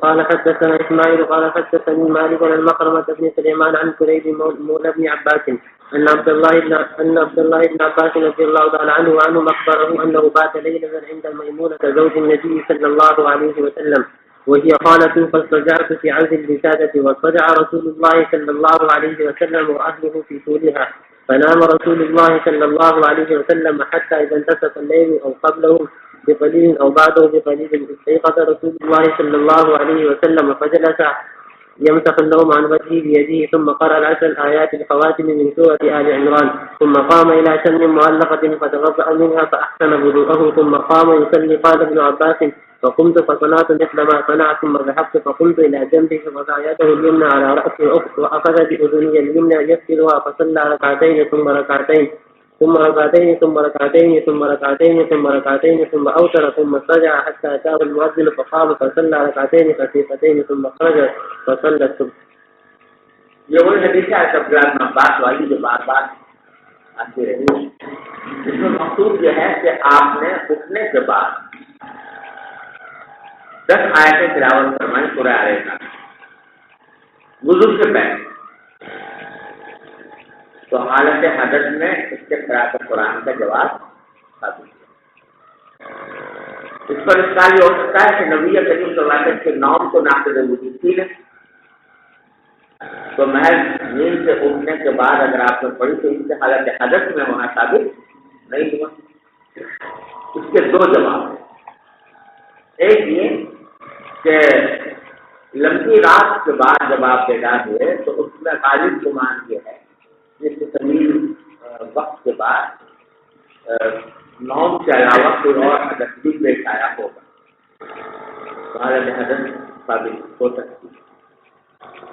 اور دوسرا جواب یہ ہے کہ استدلال حضرت نبی کریم صلی اللہ علیہ وسلم کی تلاوت سے نہیں ہے، بلکہ حضرت عبداللہ بن عباس کہتے ہیں کہ جب میں اٹھا تو میں نے بھی وہی کام کیا جو حضور نے کیا تھا. تو تناسب اسلام کرنا اس کے معنی ہے کہ انہوں نے بھی سورہ آل عمران کی آیتیں تلاوت کی.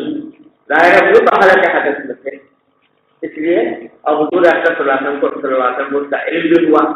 اس کے باوجود آپ نے منع نہیں فرمایا کہ معلوم ہے کہ حالت حدث میں تلاوت ہے. یہ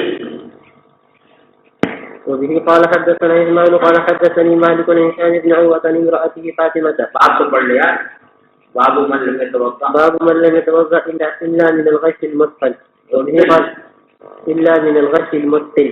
وبه قال حدثنا إسماعيل قال وہ حدیث پہلے بھی آ چکی ہے یہ، اور نکال آنے کا منشا یہ ہے کہ وضو ٹوٹتا ہے اس غشی سے جو اس میں آدمی بالکل غافل ہو جائے. غشی مختل تو انسان کو برابر کرتے یعنی بالکل انسان اس میں غافل ہو جائے. لیکن ایسی غشی کہ جس میں غافل نہ ہو اس سے وضو نہیں ٹوٹتا.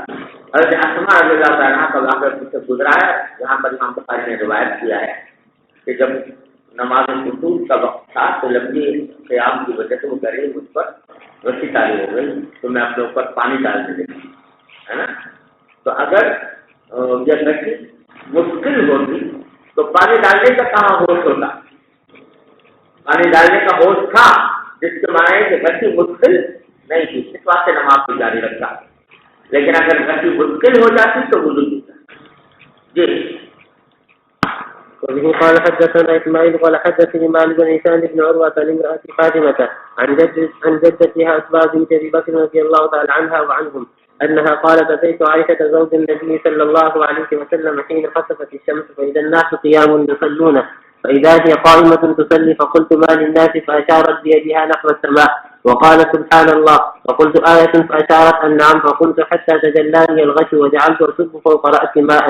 فلما انصرف رسول الله صلى الله عليه وسلم حمد الله وأثنى عليه ثم قال ما من شيء كنت لم أره إلا قد رأيته في مقامي هذا حتى الجنة والنار.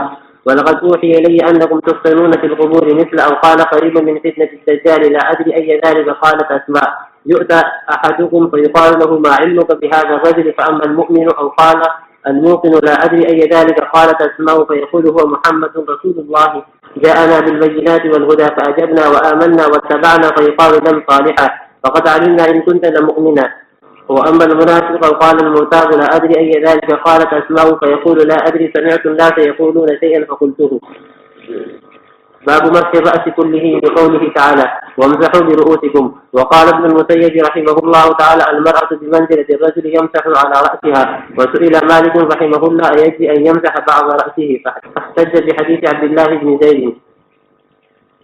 یہ مسئلہ یہاں پر بیان کیا ہے کہ مسح رأس جو قرآن کریم میں وضو کا حصہ قرار دیا ہے تو پورے سر کا مسح کرنا ضروری ہے یا بعض راس کا کرنا ضروری ہے؟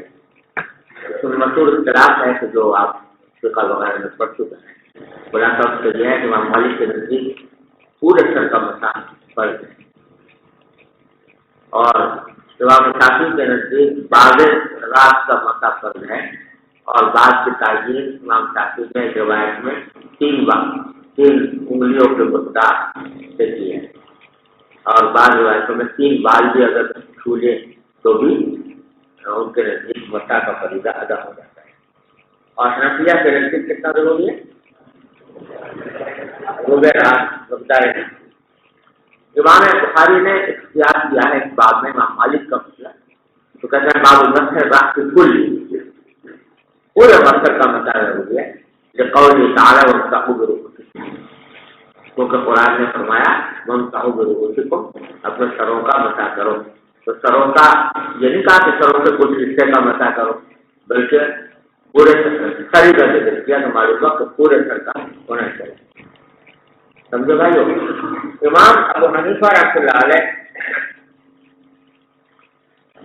اور امام شافعی دونوں یہ کہتے ہیں کہ یہاں جو با ہے اس 2 حال سے خالی ہے، یا تو یہ تبعید کی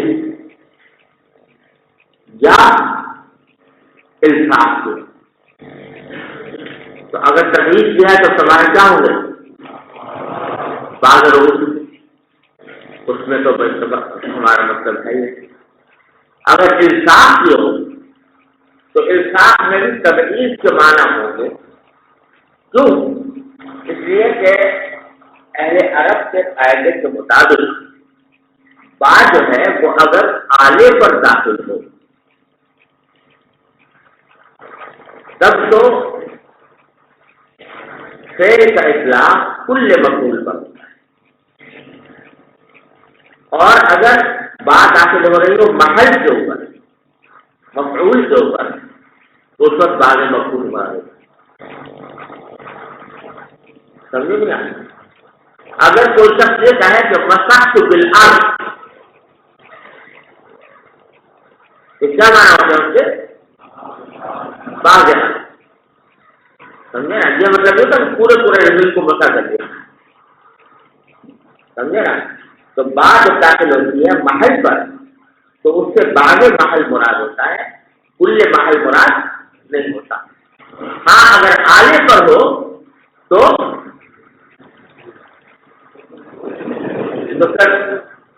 کل مراد ہوتا ہے۔ مسحت بیدی مثلا، تو کیا مانا؟ اپنے ہاتھ سے میں نے مسح کیا، تو مطلب پورے ہاتھ سے، یہ محاورہ ہے۔ اب یہاں راس جو ہے وہ آلہ نہیں ہے بلکہ محل ہے، لہذا با الصاق کی مانی جائے تب بھی مکمل سر مراد نہیں ہوگا بلکہ بعض سر مراد ہوگا۔ اور اس کی تعریف ان احادیث سے ہوتی ہے جو مغیرہ بن شعبہ وغیرہ سے مرضی ہے کہ نبی کریم صلی اللہ علیہ وسلم نے اپنی مقدار ناسیہ پر مسح کرا۔ وقالت المسیب المرأة بمنزلة الرجل یمسح علی رأسها، اب سید مسلم نے فرمایا کہ عورت بھی مرد کی طرح ہے کہ وہ مسح کرے گا کرتا ہے اپنے سر پر۔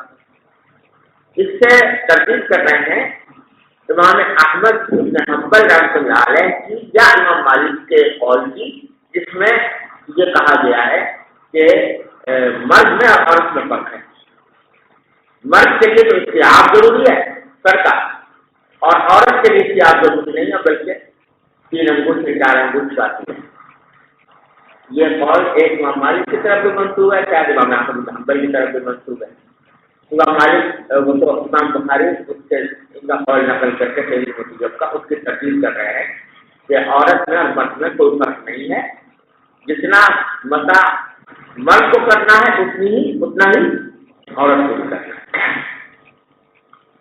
بس سبیلا مالک اجزر ان يمسح بعض رأسه، امام مالک سے پوچھا گیا کہ کافی ہو جائے گا کہ اگر کوئی شخص کر کے کچھ حصے کا مسح کر لے، فاحتج بحدیث عبداللہ بن زید، تو نا عبداللہ بن زید رضی اللہ عنہ کی حدیث سے استدلال کیا جو آگے امام بخاری نے مسندن روایت کی ہے۔ اس میں رسول کریم صلی اللہ علیہ وسلم کا پورے سر کا مسح کرنا منقول ہے۔ تو امام نے استدلال کیا کہ دیکھو حضور نے تو پورے سر کا مسا کیا ہے، لہٰذا پورے سر کا کرنا ہی ضروری ہے جی۔ اور جمہور جو حنفیہ اور شافعیہ کے جواب میں یہ کہتے ہیں کہ پورے سر کا مسا مستحب ضرور ہے، لیکن کیونکہ آپ سے مقدار ناسیہ کا مسا بھی ثابت ہے، اس لیے یہ کہا جائے گا کہ مقدار ناسیہ تو فرض ہے اور اس سے زیادہ جو ہے وہ مستحب ہے جی۔ وبه قال حدثنا عبد الله بن يوسف قال اخبرنا مالك عن عمرو بن يحيى المازني عن ابيه ان رجلا قال لعبد الله بن زيد وهو جد عمرو بن يحيى رضي الله تعالى عنه وعنهما تستطيع ان تريني كيف كان رسول الله صلى الله عليه وسلم يتوضا؟ فقال عبد الله بن زيد نعم، فدعا بماء فافرغ على يده فغسل يده مرتين ثم مضمض واستنثر ثلاثا ثم غسل وجهه ثلاثا ثم غسل يديه مرتين للمرفقين ثم مسح رأسه بيديه فأقبل بهما وأدبر، بدأ بالمقدم رأسه حتى ذهب بهما إلى قفاه ثم ردهما إلى المكان الذي بدأ منه ثم غسل رجليه۔ اس میں مسح کی جو ترتیب بیان فرمائی ہے وہ یہ کہ آپ نے بدأ بالمقدم رأسه سامنے کی طرف سے شروع کیا، حتى ذهب بهما إلى قفاه، ہاتھوں کو لے گئے پیچھے گھٹنے کی طرف، پھر واپس لائے اسی جگہ کی طرف جہاں سے آپ نے شروع کیا۔ تو اس میں استیعاب ہوا نا، تو امام مالک نے استدلال کیا اس طرح کے جو حضور اکرم صلی اللہ علیہ وسلم استیعاب یہ باب غسل الرجلين من الكعبين. وبه قال حدثنا موسى قال حدثنا وهيب عن عمرو عن أبيه شهدت عمرو بن أبي حسن سأل عبد الله بن زيد رضي الله تعالى عنه وعنهم عن وضوء النبي صلى الله عليه وسلم فدعا بثور من ماء فتوضأ له وضوء النبي صلى الله عليه وسلم فأسفأ على يديه من الثور فغسل يديه ثلاثا ثم أدخل يده في الثور فمضمض واستنشق بڑا برتن جس میں پانی فغسل يديه ثلاثا ثم أدخل يده في الثور فمضمض واستنثر ثلاث غرفات ثم أدخل يده فغسل وجهه ثلاثا ثم أدخل يده فغسل يديه مرتين للمرفقين ثم أدخل يده فمسح رأسه فأقبل بهما وأدبر مرة واحدة ثم غسل رجليه للكعبين. باب استعمال فضل وضوء الناس. وأمر جرير بن عبد الله أهله أن يتوضأ بفضل سواكه. اس میں جو فرمایا کہ لوگوں کے وضو کے پانی سے جو پانی بچ جائے اس کا استعمال کرنا ہے۔ فضل الوضو، وضو کا بچا ہوا پانی، اس کا اطلاق دو چیزوں پر ہوتا ہے۔ ایک تو اس پر ہوتا ہے کہ ایک شخص نے لوٹے سے وضو کیا اور وضو کرنے کے بعد لوٹے میں جو پانی بچ گیا اس کو کہتے ہیں فضل الوضو۔ اور دوسرا یہ کہ مائع مستعمل، یعنی انسان کے جسم سے لگنے کے بعد جو پانی گرے اس کو بھی فضل الوضو کہتے ہیں، مائع مستعمل۔ تو امام بخاری رحمۃ اللہ علیہ یہاں پر یہ بتانا چاہتے ہیں دونوں کے بارے کہ فضل وضو دونوں معنی میں طاہر ہے،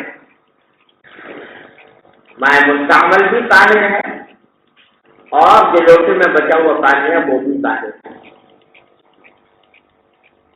تو جہاں تک لوٹے میں بچے ہوئے پانی کا تعلق ہے اس کے بارے میں تو اتفاق ہے، سب کا اجماع ہے کہ وہ طاہر بھی ہے مطہر بھی، یعنی دوسرا آدمی اگر ان کو وضو کرنا چاہے تو وہ بھی کرنا۔ البتہ مائع مستعمل کے بارے میں اختلاف ہے جو آپ فقہ میں پڑھتے چلے آئے ہیں کہ امام ابو حنیفہ رحمۃ اللہ علیہ کا مسلک یہ ہے کہ مائع مستعمل میں لہٰذا اگر مائع مستعمل لگ جائے گا نہیں تو وہ کپڑا یا وہ جسم کا وہ حصہ جس کا مائع مستعمل لگا ہے وہ بھی کیا ہو جائے گا، نجس۔ اور امام ابو یوسف کا کرارے کا مسلک یہ ہے کہ وہ طاہر بھی ہے مطہر بھی، سمجھے نا، اس میں کوئی خرابی نہیں ہے۔ اسی سے اگر دوسرا آدمی دوسرا وضو کرنا چاہے تو کر سکتے. اور امام محمد رحمۃ اللہ کا قول یہ ہے کہ طاہر ہے مطہر نہیں. اور فتویٰ حنفیہ کیا ہے؟ امام محمد کا قول ہے. امام ابو حنیفہ نے جو فرمایا کہ نجس ہے، اس کے بارے میں علامہ عبدالوہاب شعرانی رحمۃ اللہ علیہ نے المیزان الکبریٰ میں جو فرمایا ہے کہ در حقیقت حضرت امام ابو حنیفہ رحمۃ اللہ علیہ طاہریت کر سکتے ہیں. اور جب لوگ وضو کرتے ہیں، حدیث میں آتا ہے نا کہ جب آدمی وضو کرتا ہے تو اس کے گناہ چھوٹ جائیں. تو ہم جیسے دیہی ساتھیوں کو تو کچھ نظر آتا نہیں کہ کوئی آدمی وضو کر رہا ہے تو اس وقت گناہ چھوٹتے ہوئے جا رہے ہیں، لیکن امام ابو حنیفہ رحمۃ اللہ علیہ کو آنکھوں سے نظر آتے سمجھے نا، پانی میں بہتے ہوئے نظر آتے. تو وہ شاید افیکٹ تھے جب وہ دیکھتے تھے پانی کے اندر گناہوں کی آزادی ہے. تو اس کے نتیجے میں انہوں نے یہ فرمایا کہ یہ پانی کیا ہے نہیں. یہ شیخ بلبہار شعرانی رحمۃ اللہ علیہ کا قول ہے جو انہوں نے بیان کبریٰ میں نقل کیا. حالانکہ شیخ شعرانی جو ہے جو خود شافعی حنفی تھے، لیکن المیزان الکبریٰ میں انہوں نے امام ابو حنیفہ کے مذہب کا دفاع خوب وضع کیا ہے. بہرحال اور امام ابو یوسف ہم کہتے ہیں کہ کوئی وجہ نہیں ہے تو نجس کہنے. انسان کے جسم سے لگ کر آیا نا پانی، اور جسم پاک تھا، اور اگر ناپاکی تھی تو وہ حکمی تھی، ظاہری ناپاکی نہیں تھی. اس واسطے اگر پانی مستعمل ہو گیا تو اس سے نہ اس کے طاہر ہونے پر کوئی اثر پڑتا ہے نہ مطہر ہونے پر. سمجھو بھائی. اور امام محمد صاحب فرماتے ہیں کہ طاہر ہونے کی بات تو ٹھیک ہے جو آپ بالکل نہ فرمائیں، لیکن مطہر ہونے پر کے بارے میں وہ یہ فرماتے ہیں کہ دیکھو حجاز میں جو خطہ تھا وہ ایسا تھا کہ اس میں پانی بڑا مشکل سے ملتا تھا، پانی بڑا کمیاب، سمجھے نا. عام طور سے پانی ملنے میں بڑی دشواری ہوتی ہے. اس کے باوجود پورے ذخیرے حدیث میں کوئی ایک واقعہ بھی ایسا نہیں ملتا کہ جہاں کسی صحابی نے مائع مستعمل کے ذریعے وضو کیا. حالانکہ جہاں پانی کی قلت تھی تو وہاں یہ ہو سکتا تھا کہ بھائی ایک چیز پانی سے پہلے ایک آدمی نے وضو کر دیا، پھر دوسرے برتن میں جمع ہو گیا تو اس سے دوسرے نے کر دیا، لیکن ایسا کبھی نہیں ہوا. اس سے معلوم ہوتا ہے کہ اس کو مطہر نہیں سمجھتے، اس لیے اس کو انہوں نے کہا کہ طاہر کو ہے مطہر نہیں. ارے سمجھو یہ تفصیل ہے. تو وَأَمَا جَرِيرُ بْنُ عَبْدِ اللَّهِ رضی اللہ عنہ اہلہ نے سوچا بصبر کے بعد حضرت جریر رضی اللہ تعالیٰ عنہ نے اپنے گھر والوں کو حکم دیا کہ ان کے مسواک کا بچا ہوا پانی جو ہے اس کو وضو کریں.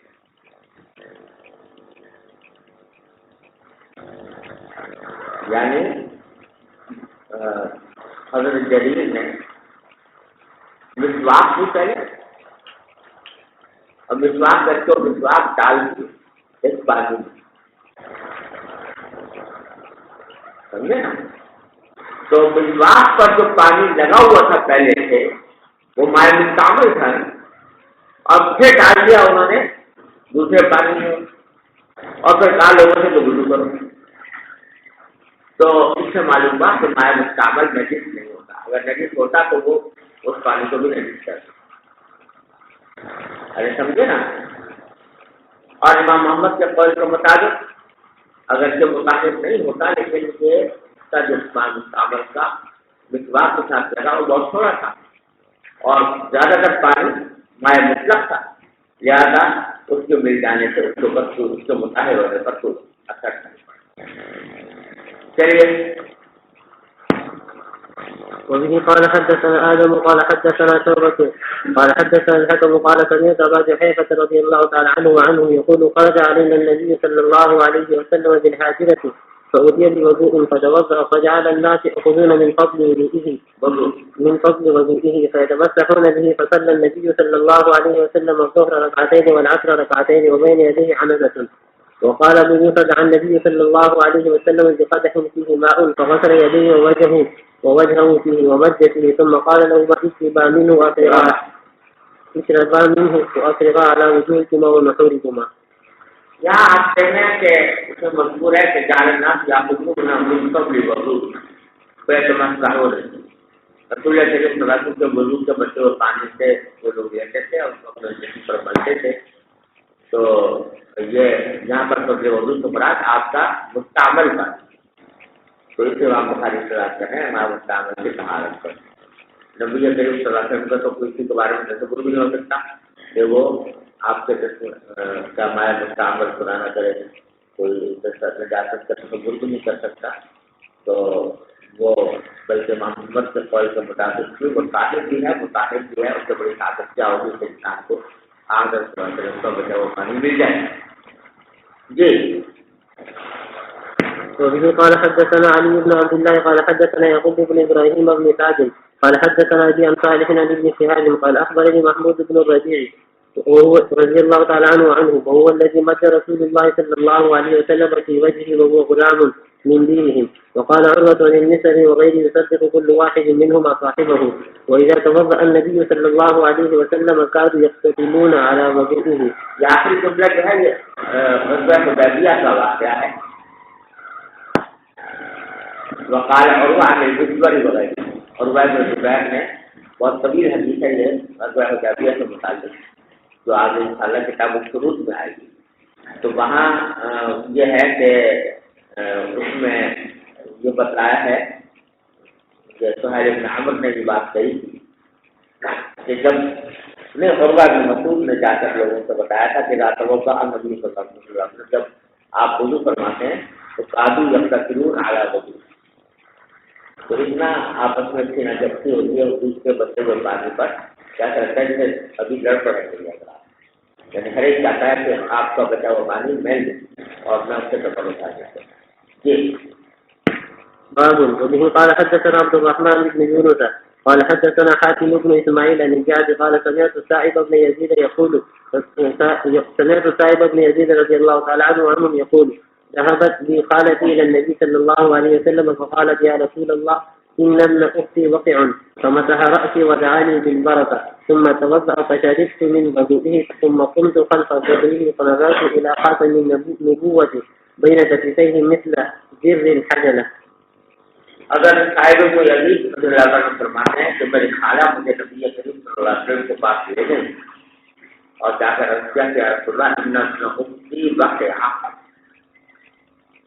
میرا یہ بھانجا ہے صاحب کو یزید وقع وہ بیمار ہو گیا.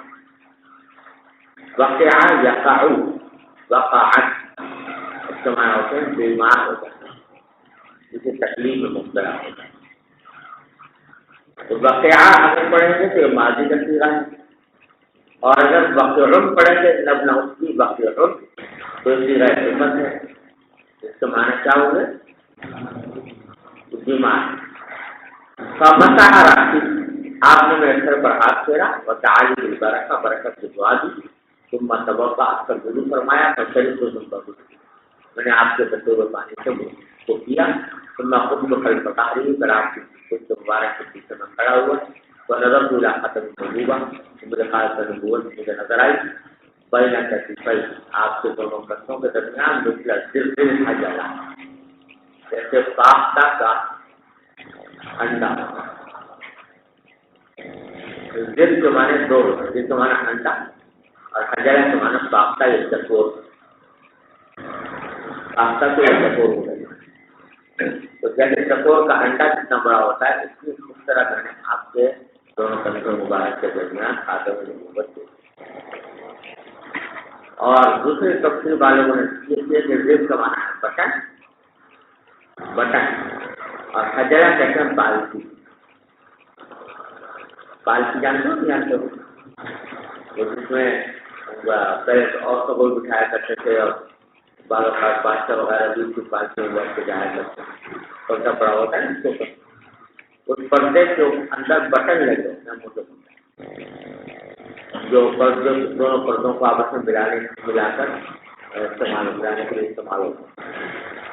تو بعض لوگوں نے استعمال کیا ہے کہ دیکھا جائے کہ پالکی کے بٹن، جو پالکی کے بٹن ہوتے ہیں وہ جتنے بڑے ہوتے ہیں اس کی بڑی خاص چلیے. بسم الله الرحمن الرحيم. باب من مضمض واستنشق من غرفة واحدة. وبسند المتصل منا إلى الإمام الحافظ الحجة أمير المؤمنين في الحديث محمد بن إسماعيل البخاري الجوفي رحمه الله تعالى ومتعنا بعلومه وفضوله وبركاته آمين. قال حدثنا مسدد قال حدثنا خالد بن عبد الله قال حدثنا عمرو بن يحيى عن أبيه عن عبد الله بن زيد رضي الله عنه أنه أفرغ من الإناء على يديه فغسلهما ثم غسل أو مضمض واستنشق من كفة واحدة ففعل ذلك ثلاثا فغسل يديه إلى المرفقين مرتين ومسح برأسه ما أقبل وما أدبر وغسل رجليه من الكعبين ثم قال هكذا وضوء رسول الله صلى الله عليه وسلم.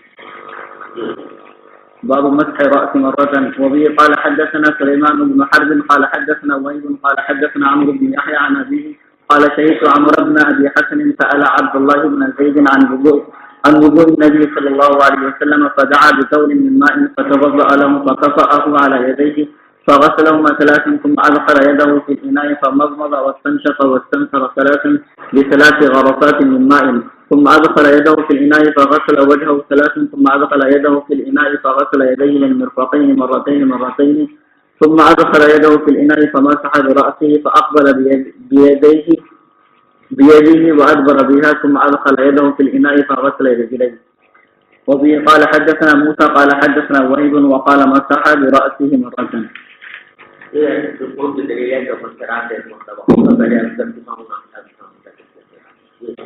باب وضوء الرجل مع امرأته وفضل وضوء المرأة وتوضأ عمر رضي الله تعالى عنه بالحميم ومن بيت نصرانية. وبه قال حدثنا عبد الله بن يوسف قال حدثنا مالك عن نافع عن ابن عمر رضي الله عنهم أنه قال كان الرجال والنساء يتوضؤون في زمان رسول الله صلى الله عليه وسلم جميعا. باب صب اليمين. مسئلہ ہے کہ کسی شخص کا اپنی بیوی کے ساتھ وضو کرنا، دونوں مل کر اکٹھے وضو کر رہے ہیں، یہ بھی جائز ہے. وہ فضل وضو المرأة، اور عورت سے بچے ہوئے اور اس کے وضو سے بچے ہوئے پانی سے پھر وضو کرنا یہ بھی جائز ہے. اس باب کو قائم کرنے کی ضرورت اس لیے پیش آئی کہ آپ کے وضو میں پڑھیں گے ایک حدیث کو نبی کریم صلی اللہ علیہ وسلم نے فضل وضو المرأة سے منع کرنا کہ عورت کے بچے ہوئے پانی سے وضو نہ کرو. تو اس سے کسی کو صبح ہو سکتا تھا کہ یہ ایسا کرنا ناجائز. امام بخاری اس کی تردید کر رہے ہیں کہ ناجائز نہیں ہے کیونکہ نبی کریم صلی اللہ علیہ وسلم سے ثابت ہے اور آپ کے صحابہ کرام سے بھی ثابت ہے. تو اس لیے کوئی منع نہیں ہے. کان الرجال والنساء يتوضؤون في زمان رسول الله صلى الله عليه وسلم جميعا، سبھی اکٹھے وضو کیا کرتے تھے. اب یہ کہ جس روایت میں ممانعت آئی ہے کہ آپ نے منع فرمایا کہ عورت کا جو بچے ہوئے پانی سے نہ کرو، تو وہ نہی تنزیہ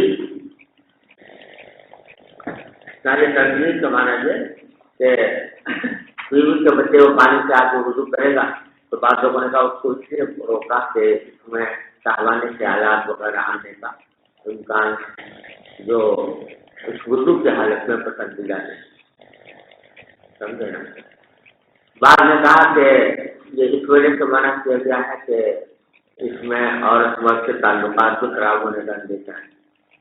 کیونکہ اگر عورت کا بچا ہوا پانی ہے اور اس میں کوئی نزاکت کی کمی رہ گئی ہے تو شوہر کو بیوی پر ہو سکتا ہے تدورت پیدا ہو اور اس تدورت کی وجہ سے دونوں کے تعلقات میں فرق آئے. یہ وجہ یہ ہو سکتی ہے وہ منع. اور علامہ عثمانی رحمۃ اللہ علیہ نے یہ فرمایا کہ میرے خیال میں تو اصل میں منع کرنے کا وجہ یہ ہے کہ بھائی ایسا کیوں کرتے ہو کہ پہلے وضو کر لے، عورت سے تم داروں بیٹھے رہو، بعد میں تم اس سے وضو کرو، اس سے بہتر یہ ہے کہ دونوں اکٹھے وضو کریں، تو اس میں باہمی معانست بھی ہوگی اور باہمی موافقت بھی ہوگی، تو یہ زیادہ بہتر ہے۔ گوجین کے لیے بڑی ویکتی جیسے کہ ایک دوسرے سے وضو کی تکلیف کے انتظار میں بیٹھا ہے۔ یہ مختلف وجوہ ہیں جو بیان کی لوگوں نے، لیکن باہر اس پر سب کا اتفاق ہے کہ یہ نہیں جہاں آئی ہے وہ نہیں تنظیم، سمجھے نا جی۔ اب اس میں امام بخاری نے یہ بھی روایت کر دی اور توقع عمر رضی اللہ عنہ کے ممی بھائی سے نظر آ گیا کہ حضرت عمر نے ایک مرتبہ وضو کیا گرم پانی اور ایک نصرانی عورت کے گھر سے، یعنی کسی سفر میں ہوں گے تو وہاں سردی بھی ہوگی، تو کسی نصرانی عورت کا گھر تھا، وہاں سے گرم پانی منگوایا اور اس سے وضو کیا۔ اس سے ایک بات یہ معلوم ہے کہ گرم پانی سے وضو کرنے میں کوئی حرج نہیں، اور دوسرے جب نصرانی نے عورت کا پانی دیا بھر کر تو کچھ نہ کچھ اس کا بھی جسم کا حصہ لگا ہوگا پانی پہ، تو ایک طرح سے فضل ہو گیا اس کا۔ تو اگر ایک اجنبی عورت کے فضل سے وضو کیا جا سکتا ہے تو اپنی بیوی کے فضل سے تو بطری سے اور جی۔ باب صب النبي صلى الله عليه وسلم وضوءه على المغمى عليه. وبه قال حدثنا ابو الوليد قال حدثنا شعبة عن محمد بن المنكدر قال سمعت جابر رضي الله عنه يقول جاء رسول الله صلى الله عليه وسلم يعودني وانا مريض لا اعقل فتوضأ وصب علي من وضوئه فعقلت فقلت يا رسول الله لمن الميراث انما يرثني كلالة فنزلت آية الفرائض. یہاں حضرت جابر رضی اللہ عنہ فرماتے ہیں کہ رسول کریم صلی اللہ علیہ وسلم تشریف لائے میری عیادت کے لیے، ضرور نہیں میری عیادت کے لیے کرنے کے لیے، وانا مریض لا عاقل، اور میں بیمار تھا اور ہوش میں نہیں تھا بیماری کی شدت کی وجہ سے۔ فتوضا، آپ نے وضو فرمایا، وہ سب علیہ من وضوء، اور اپنے وضو کا پانی مجھ پر بہایا، فعقل اس سے میں ہوش میں آیا۔ فقلت یا رسول اللہ، پھر میں نے پوچھا کہ یا رسول اللہ لمن المیراث، میری میراث کس کو ملے گی؟ انما یرثنی کلالہ، مجھے تو کلالہ، میرے جو وارث ہے وہ کلالہ ہے، یعنی نہ میرا اصول ہے، نہ گرو ہے، نہ باپ ہے، نہ دادا ہے، نہ میری اولاد ہے کوئی، تو جو کچھ ہے وہ میری بہنیں ہیں، تو کون وارث ہوگا؟ فنظر آیت الفرائض، تو اس پر وہ فرائض کی آیت نازل ہوئی، جس سے بعض لوگوں نے کہا کہ مراد اس سے سورہ نساء کی آخری آیت ہے تُنَخْرُجُ يُوصِيكُمْ فِي الْكَلَالَةِ، اور بعض نے کہا کہ وہ يُوصِيكُمُ اللَّهُ فِي أَوْلَادِكُمْ لِلذَّكَرِ مِثْلُ حَظِّ الْأُنثَيَيْنِ، وہ مراد ہے جس میں کلالہ کا حکم بیان فرمایا گیا۔ باہر یہاں پر مقصود جو ہے کلالے کا مسئلہ آگے آئے گا، یہاں تو مقصود یہ ہے کہ رسول کریم صلی اللہ علیہ وسلم نے اپنے وضو کا بچا ہوا پانی جابر پر ڈالا ان کو ہوش میں لانے کے لیے، بچی سے واپس لانے کے لیے، تو معلوم علیہ کے اوپر پانی بہانا تو وضو کا جائز ہے، ارے سمجھے نا، اور اس سے مائع مستعمل کی طہارت نکالی گئی جی۔ باب الغسل والوضوء في المخضب والقدح والخشب والحجارة.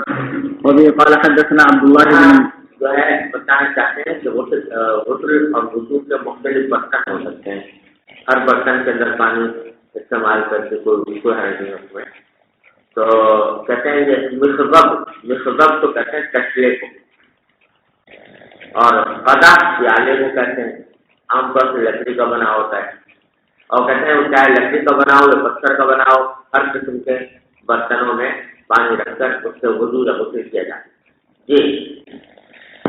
وبه قال حدثنا عبد الله بن منير سمع عبد الله بن بكر قال حدثنا حميد عن انس رضي الله عنه قال حضرت الصلاة فقام من كان قريب الدار الى اهله وبقي قوم فأوتي رسول الله صلى الله عليه وسلم بمخضب من حجارة فيه ماء فصغر المخضب أن يبسط فيه كفه فتوضأ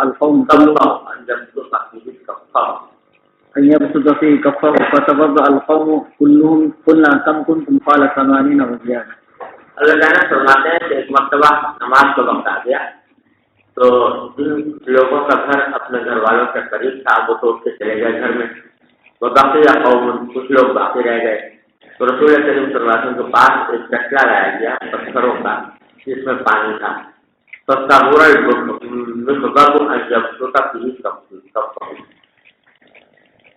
مقدار جہاں پر براہ گھڑے کھڑا تھا تو وہ چھوٹا پڑ گیا اس بات سے کہ آپ اپنا پورا کپ اس میں ڈالے گا. اس کا منہ جو تھا وہ چھوٹا تھا، اندر ہاتھ آیا بس. تو آپ نے دوسری روایت میں کہا ہے کہ آپ نے اپنی انگوٹھ سے مبارک اس میں ڈالی، انگلی ڈالی بس. قوم کلو، تو سارے لوگوں نے وضو کر دیا اسی سے. حضور اکرم صلی اللہ علیہ وسلم کو بولتا تھا کہ پانی تو تھوڑا تھا مقدم کے اندر، لیکن آپ نے سے مبارک اپنا انگلی مبارک ڈالی تو اس سے پانی میں برکت ہوئی اور جتنے لوگ تھے ہم نے وضو کر دیا. کالا کم کن تم کھولنا کم کن تم، ہم نے پوچھا کتنے لوگ تھے آپ؟ کالا سمانی اور زیادہ. تو آپ نے فرمایا ٹھیک ہے بلکہ 80 لوگ زیادہ. جی. وبه قال حدثنا محمد بن العلاء قال حدثنا ابو اسامه عن بريد عن ابي برده عن ابي موسى رضي الله عنه ان النبي صلى الله عليه وسلم دعا بقدح فيه ماء فغسل يديه ووجهه فيه ومج فيه.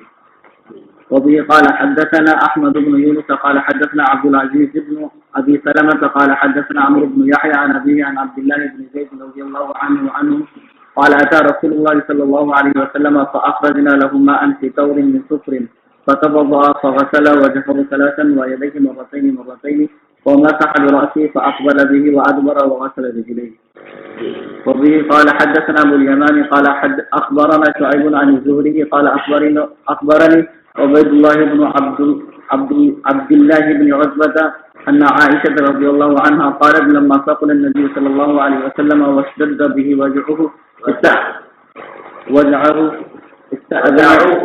وجعه استأذن أزواجه في أن يمرض في بيته فأذن له فخرج النبي صلى الله عليه وسلم بين رجلين تخط رجلاه في الأرض بين عباس ورجل آخر. قال عبيد الله فأخبرت عبد الله بن عباس وقال أتدري من الرجل الآخر؟ قلت لا. قال هو علي بن أبي طالب. وكانت عائشة رضي الله عنها تحدث أن النبي صلى الله عليه وسلم قال بعدما دخل بيته واشتد وجعه خريق علي من 7 خرب لم تخلل أوكيتهن لعلي أعهد إلى الناس وأجلس في مخضب لحفظة زوج النبي صلى الله عليه وسلم ثم تفقنا نصب عليه تلك حتى تفق يشير إلينا أن قد فعلتن ثم خرج إلى الناس. عائشہ رضی اللہ عنہ واقعہ بیان کر رہے ہیں مرض وفات کے زمانے کا. فرماتی ہیں کہ لما ثقل النبی صلی اللہ علیہ وسلم، جب نبی کریم صلی اللہ علیہ وسلم گرم بار ہو گئے یعنی بیماری ہو گئی، بیمار ہو گیا وشدہ بھی وجہ ہو اور آپ کی تکلیف شدید ہو تو استأذن ازواجہ اپنی دوسری ازواج کا اجازت مانگی کہ این ممرضہ کی بچی کہ آپ کی تیمارداری کی جائے میرے گھر میں حضرت عائشہ کے گھر میں. کیونکہ ویسے تو آپ قسم کا لحاظ فرماتے تھے، ہر روز ایک روزہ مطالعہ کے گھر جایا کرتے تھے، باریاں مقرر تھیں. تو آپ نے اس وقت بیماری کے اندر منتقل ہونا ایک جگہ سے دوسری جگہ یہ بڑا مشکل تھا. تو آپ نے دوسری ازواج سے اجازت مانگی کہ اب میں بیماری کا الزام جو ہے وہ حضرت عائشہ کے گھر میں گزار. فأذن له تو ازواج مطہرات سے اجازت دی. فخرج نبی صلی اللہ علیہ وسلم بین رجلین. اسی دوران جب کہ آپ میرے گھر میں مقیم تھے، آپ نکلے باہر 2 آدمیوں کے درمیان سہارا لیے، یعنی مرض کی شدت کی وجہ سے اپنے پاؤں سے نہیں چل پا رہے تھے تو 2 آدمیوں کا سہارا لے کر ایک طرف ایک آدمی دوسری طرف دوسرا آدمی. کپڑ تو اجرام کے اب اس طرح سے آپ کے دونوں پاؤں گھسٹ رہے تھے زمین میں، یعنی خود اپنے پاؤں سے چلنے کی طاقت نہیں. بین عباس و رجل آخر، اور آپ اس وقت سے حضرت عباس کی جانب کے درمیان اور ایک اور شخص کے درمیان، ایک طرف حضرت عباس سے دوسری طرف دوسرے کوئی صاحب سے دل کا سہارا آپ نے لیا ہوا تھا. اور عبید اللہ اکبر تو عبداللہ بن عباس، عبید اللہ جو حدیث کے راوی وہ کہتے ہیں کہ جب حضرت عائشہ کی یہ بات میں نے نقل کی عبداللہ بن عباس سے تو عبداللہ بن عباس نے کہا تدری من الرجل آخر، کہتے ہو دوسرے آدمی کون تھے؟ کہتے ہیں تو دوسرے آدمی کا نام لے دیا نا. انہوں نے کہا تھا کہ ایک طرف عباس سے پوچھے دوسرے آدمی سے, دوسرے آدمی کون تھے جو انہوں نے بتایا تھا. ابن عباس کہتے ہیں تمہیں پتا ہے وہ کون تھے؟ قلت اللہ, میں نے کہا مجھے نہیں معلوم. قال وہ علی بن ابی طالب, تو نے کہا وہ حضرت علی.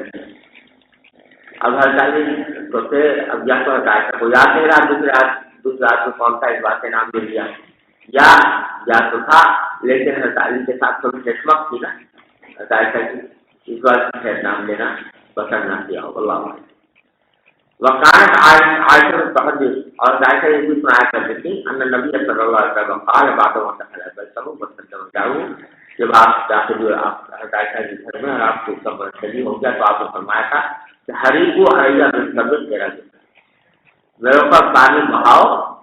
اراق تینوں میں ایک معنی ہے, اور یہ سب حمدہ الف وغیرہ سب زائد ہیں, کمان زائد کی. تو آپ نے فرمایا کہ میرے اوپر بہا دو 7 مسجدیں پانی, ایسے مسجدیں کہ لم تخلل او کیا تو ان کی اکثر کھلی ہوئی. یہ کوئی 7 مسجدیں کا پانی آپ نے جو ڈلوایا تو یہ کوئی عمل تھا بیماری کی شدت میں کمی کرنے کے لیے آپ نے اختیار فرمایا, اور فرمایا لعلی احد النا, شاید میں وصیت کروں لوگوں کو. عہدہ الیہ کا معنی ہوتا ہے وصیت کرنا, تو میں شاید لوگوں کو وصیت کروں, یعنی طبیعت میں کچھ بحال ہو جائے, بہترین ہو جائے تو میں اس قابل ہو جاؤں کہ لوگوں کو وصیت کروں. اس لیے آپ نے 7 مسجدوں کا پانی ڈلوایا.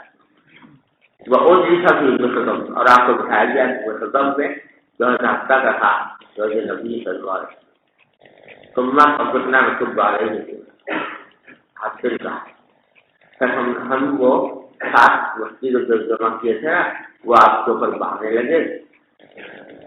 حتیٰ تبدیل کا یہ شروع ہو رہا, یہاں تک کہ آپ سے اشارہ کرنا شروع کیا ہم قد بال خود کہ تم نے اپنا کام پورا کر دیا.